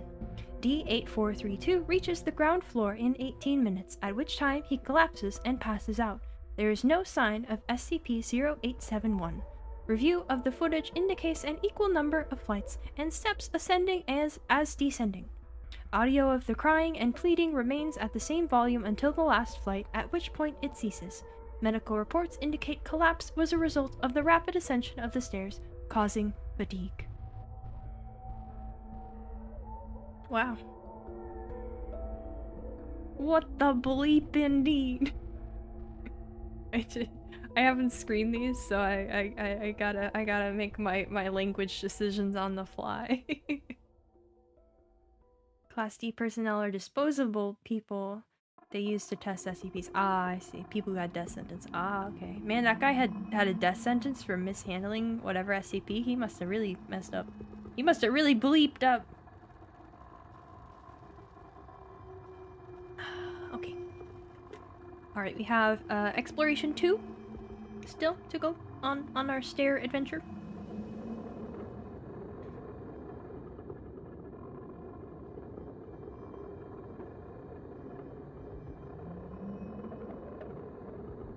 I'm just kind of scanning this real quick.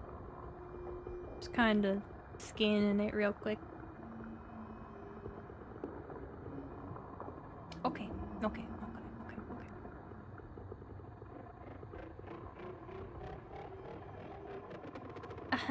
Time for school.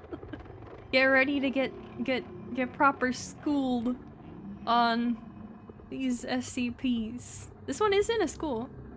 How much longer is the stream going for? I do not know. I'll read a couple more probably after these.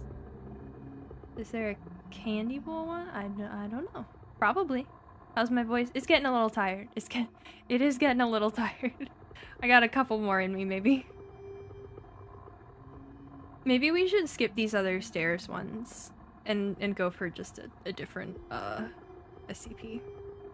Just to do more, unless you guys happen to know the other stairs expedition stories, and if they're particularly good, I will read them. But maybe we should do another one. I think I will do another one of these streams. I don't know when, but I think it would be cool. I'm enjoying this. Plus I will be streaming again right after this. I will play Project Diva so that I don't just stream for like 2 hours and then call it quits for the day. Know zero about all of these. Me too, except for like briefly checking them out. It's been fun. All right. Here we have SCP-005. Item number SCP-005. Object class safe. Special containment procedures. SCP-005 poses no immediate risk in any direct sense. Even so, its unique functions require special measures to be taken to restrict access and manipulation of the object. Approval of at least one Level 4 personnel is required for the removal of the object from its containment area. Description: in appearance, SCP-005 resembles an ornate key, displaying the characteristics of a typical mass-produced key used in the 1920s. The key was discovered when a civilian used it to infiltrate a high-security facility. SCP-005 seems to have the unique ability to open any and all forms of lock. See Appendix A. Be they mechanical or digital, with relative ease. The origin of this ability has yet to be determined. Additional notes: SCP-005 may be used as replacement for lost security passes, but only under the supervision of at least one Level 4 personnel. SCP-005 may not be used for vending machine repairs, opening lockers, or for any personnel's spare home key. Removal of the object from the compound will result in immediate termination. While SCP-005 has been shown to be effective in removing almost any form of locking device, further experiments have shown that efforts to disguise the purpose or identity of a lock have proven at least somewhat successful in defeating SCP-005's ability. In approximately 50% of cases where a volunteer was not able to identify a locking device as such, SCP-005 was not successful in deactivating the device. Due to these results, SCP-005 has been tentatively classified as sentient, and further tests are being run to determine its cognitive abilities.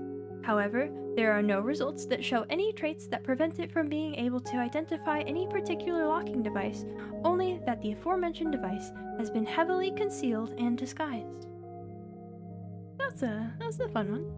Pretty simple little fun one. There's another key one I have open somewhere. 007 is a cool short one? Okay, let me check that out.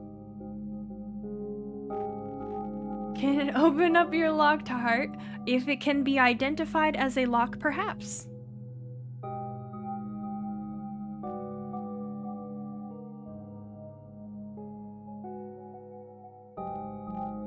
Oh, this one. I remember scanning through this one a little bit. Okay. This one seems weird.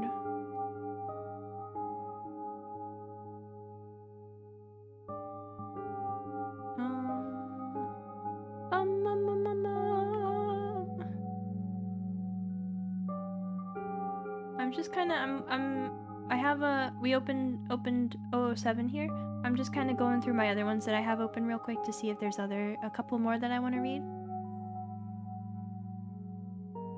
It's mostly filled with blood, but then if you unlock it, all the blood will spill out, right? Do you want that?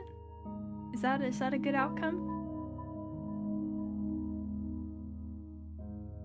999 is relatively short. Okay. Oh yeah, I also have 860 open. That's another. There's a key on it. I don't know if that one is. Can it open the Elden Ring DLC safe?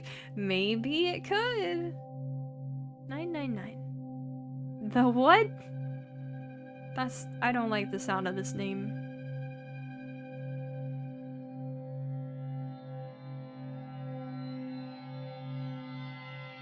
It sounds like quite a thing. We read 005 just now. That's what you missed. 999 is extremely wholesome. Chat will not accept me not reading it. Okay. Okay, sounds perfect. You're good anyway. All right. I mean, I guess if that works for you. Okay. We'll do 007 and 999 and we'll call it there. How about that? Does that sound good to everybody?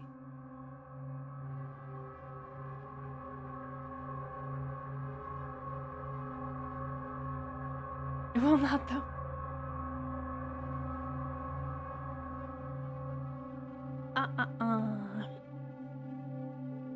Good for now. Sure.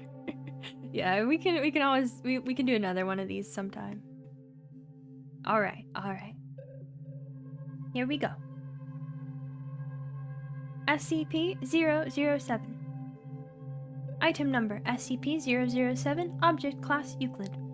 Special Containment Procedures. SCP-007 is to be contained in a sealed room measuring 10 meters on each side. Room is to be furnished comfortably as a living area along with whatever items are requested by Redacted, hereafter referred to as Subject. Given that providing Subject with requested items would not compromise security. Yes. Okay, I read that. I just jumbled the sentence. It's fine. Subject is not to be allowed to leave the room and is to be detained with force if necessary. SCP-007 is located within a cavity in the abdomen of Subject. Oh, that's okay. Subject is a Caucasian male, physically approximately 25 years of age. Subject claims to be 28 and 176 centimeters in height. Most of Subject's abdomen, muscle, skin, and organs is absent, though Subject does not appear to suffer because of this.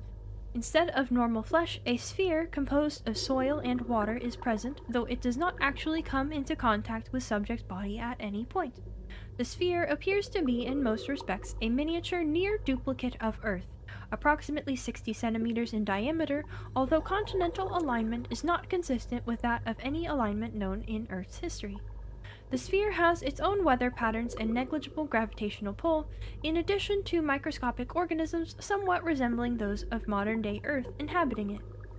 2 intelligent species have been observed, though contact and communication with either has yet to be made. Technology levels of observed species must be checked at least once a week, and, as of Redacted, they are approximately equal to that of 15th century Earth. Subject claims to be named Redacted, but no records of such a person can be found. Subject does not require food or water, and while he has been observed consuming both, what happens to such substances after being swallowed is unknown.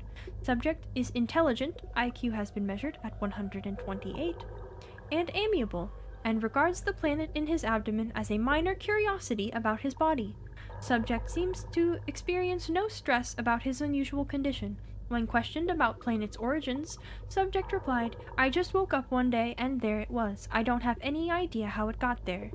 Subject has provided a social security number and driver's license number and requested that they be checked against known records. When checked, it was discovered that neither of them had yet been allocated. Dr. Redacted has a weekly chess game with Subject, during which Subject's mental health is evaluated. Dr. Redacted reports that Subject does not seem to mind the restricted living environment and has yet to attempt to escape or show signs of violence or mental illness, though he has repeatedly requested a computer with an internet connection. It is recommended that this not be provided, as it may be used to compromise security. Okay, that was a fun one. That's a fun little unusual one. 999 is on Chief's level of wholesomeness. Why am I like worried about this one? Looks very flammable. I'm so concerned about 999. Let me take a drink of water first before we begin whatever this is.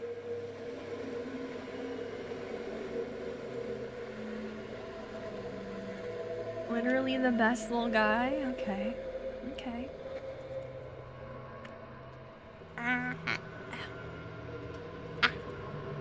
My voice is feeling tired. It's this particular, like, feeling with, like, I don't know, it's like the back of my tongue starts to get sore. It's hard to describe the weird tiredness that my voice gets when I like read too much. Canonically the best, boo. Okay. All right. Well, let's find out more about it. Is there anything to? Okay, it's all open. Okay. SCP-999. Item number SCP-999. Object class safe. Special containment procedures. SCP-999 is allowed to freely roam the facility should it desire to, but otherwise must stay in its pen either between 8 p.m. to 9 p.m. for sleeping, or during emergency lockdowns for its own safety. Subject is not allowed out of its pen at night or off facility grounds at any time. Pen is to be kept clean and food replaced twice daily. All personnel are allowed inside SCP-999's holding area, but only if they are not assigned to other tasks at the time or if they are on break. Subject is to be played with when bored and spoken to in a calm, non-threatening tone. Description: SCP-999 appears to be a large, amorphous, gelatinous mass of translucent orange slime weighing about 54 kilograms, 120 pounds, with a consistency similar to that of peanut butter.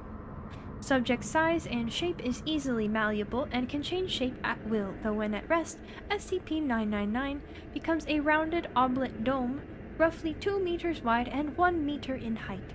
The surface of SCP-999 consists of a thin, transparent membrane similar to that of an animal cell, roughly 0.5 centimeters thick, and is highly elastic, allowing SCP-999 to flatten portions of its body up to 2 centimeters thin. This surface is also hydrophobic, although SCP-999 can willfully absorb liquids, see Addendum SCP-999-A. The rest of SCP-999's body is filled with a viscous orange substance of unknown chemical makeup, though it is capable of digesting organic materials with ease. Subject's temperament is best described as playful and dog-like. When approached, SCP-999 will often react with overwhelming elation, slithering over to the nearest person and leaping upon them, hugging them with a pair of pseudopods while nuzzling the person's face with a third pseudopod, all the while emitting high-pitched gurgling and cooing noises. The surface of SCP-999 emits a pleasing odor that differs with whomever it is interacting. Recorded scents include chocolate, fresh laundry, bacon, roses, and Play-Doh. Simply touching SCP-999's surface causes an immediate mild euphoria, which intensifies the longer one is exposed to SCP-999 and lasts longer after separation from the creature. Subject's favorite activity is tickle wrestling, often by completely enveloping a person from the neck down and tickling them until asked to stop, though it does not always immediately comply with this request. Though injuries may occur, SCP-999 has never been found to purposefully attempt to harm others and will immediately back away and contract its body into a quivering mound while gurgling in a manner similar to a whimpering dog, seemingly apologizing for hurting someone on accident. While the creature will interact with anyone, it seems to have a special interest in those who are unhappy or hurt in any way. Persons suffering from crippling depression or PTSD, for example, have reported having a far more positive outlook on life after multiple interactions with SCP-999. The possibility of manufacturing antidepressants from SCP-999 slime is currently being discussed. In addition to its playful behavior, SCP-999 seems to love all animals, especially humans, refusing to eat any meat and even risking its own life to save others, on one occasion leaping in front of a person to take a bullet fired at them. Subject's intellect is still up for debate. Though its behavior is infantile, it seems to understand human speech and most modern technology, including guns. SCP-999's diet consists entirely of candy and sweets, with M&Ms and Necco wafers being its favorites. Its eating methods are similar to those of an amoeba. Addendum SCP-999-A.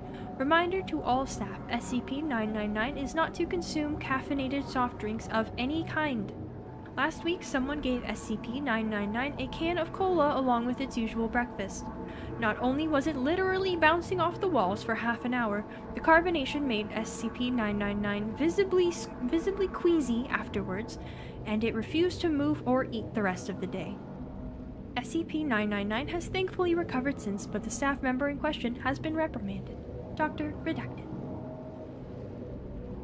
SCP-999-B. The following report from an experiment in which SCP-682 is exposed to SCP-999 in the hopes that it will cure the creature's omnicidal rage.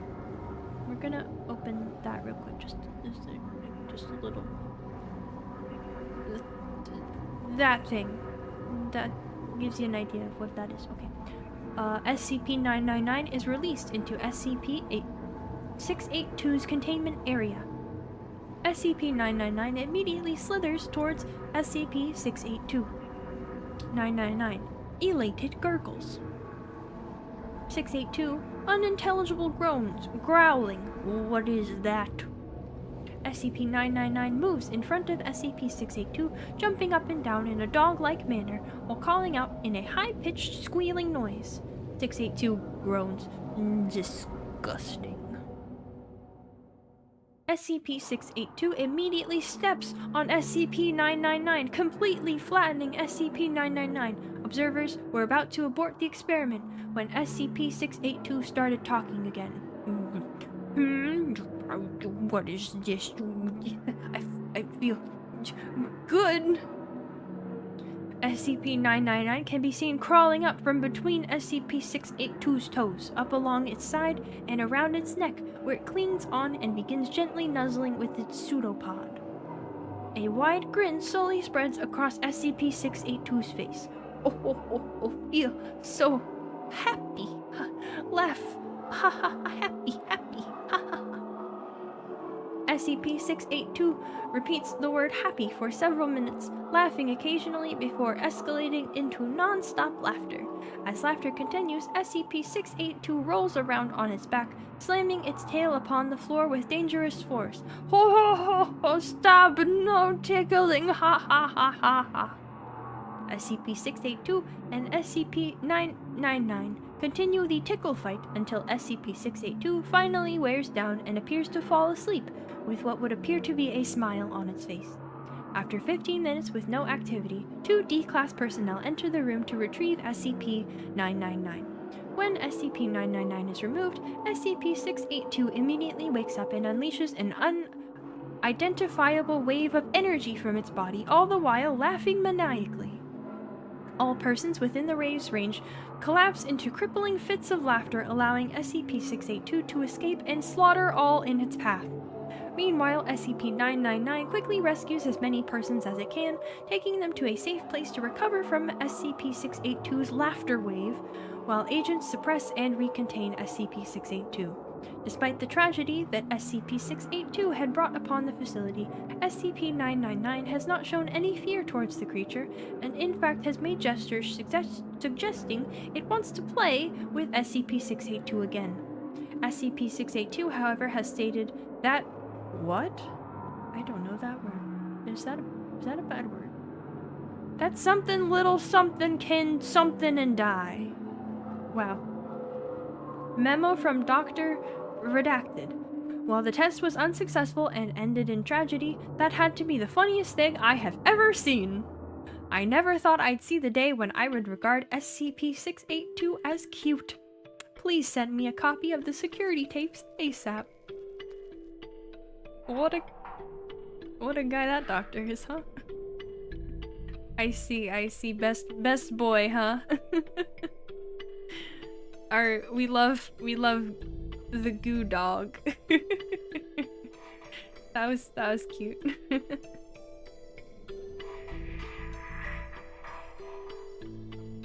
Best blob. What a guy. What a little guy eating M&Ms. And no soda for the goo blob. Goo dog, little goober, yeah, little goober dog. Well, that was fun. That was a fun one. And this has been a fun stream. I hope you guys have liked it. I know this was something everybody asked me to do. You thought it would be fun based on reading notes in Control. Yeah.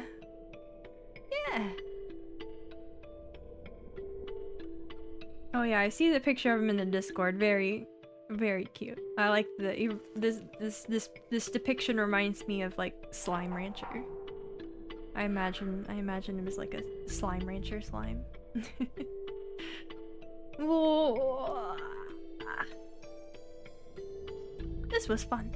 And I didn't use my hands except to scroll, which was pretty good. My voice is definitely tired though. Maybe I'll be able to do it for longer next time. But we got through, we read a few of them. That was pretty fun. Some good voice acting too. I'm glad I managed to pull that off.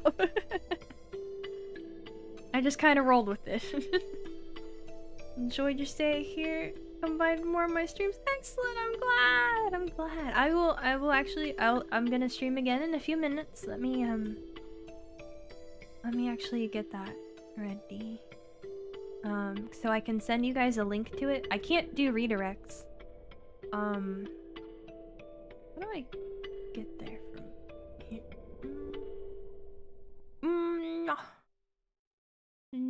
No. I want to duplicate tab. Let me make it public so that I can give you guys a link since I can't do redirects even to my own dang channel. Such a good narrator. Good. I tried.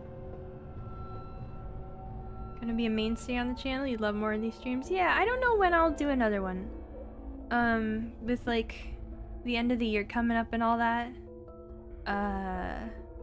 Because we got Bloodborne coming up at Christmas and all that. So I don't know exactly when I'll do another one, but I will definitely do this again, yeah.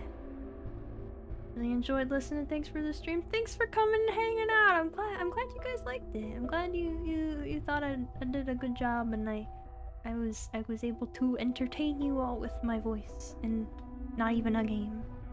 Okay, here. This is public now. Copy. Okay. So I'm gonna take a quick little break, but very soon I will Bloodborne for Christmas. Bloodborne is exactly the proper holiday spirit, yes. Horror story reading, that would be cool. Yeah, I'd have to like probably check those out a little bit more thoroughly before reading them, but yeah. Okay, here is the link to anybody who wants to hop directly over. I will start over there in a few minutes. Does that link even work? Can you guys click that? It's not showing as a real link to me. Huh. 2 ideas for hand wrist streams. Yeah, Zatsu and reading. Yeah. That's pretty good. It works? Okay, good. Can click it? Okay. I don't know why I can't click it, but I'm glad you guys can. Okay, so I'll be live over there for a little unarchived Project Eva stream. We'll see how the we'll see how that works. But anyway, thank you so much. Oh, I forgot if I minimize that, it goes away. Thank you everybody for coming and watching and listening and enjoying some good SCPs, and I will see you in just a few minutes over there. Alright, bye-bye!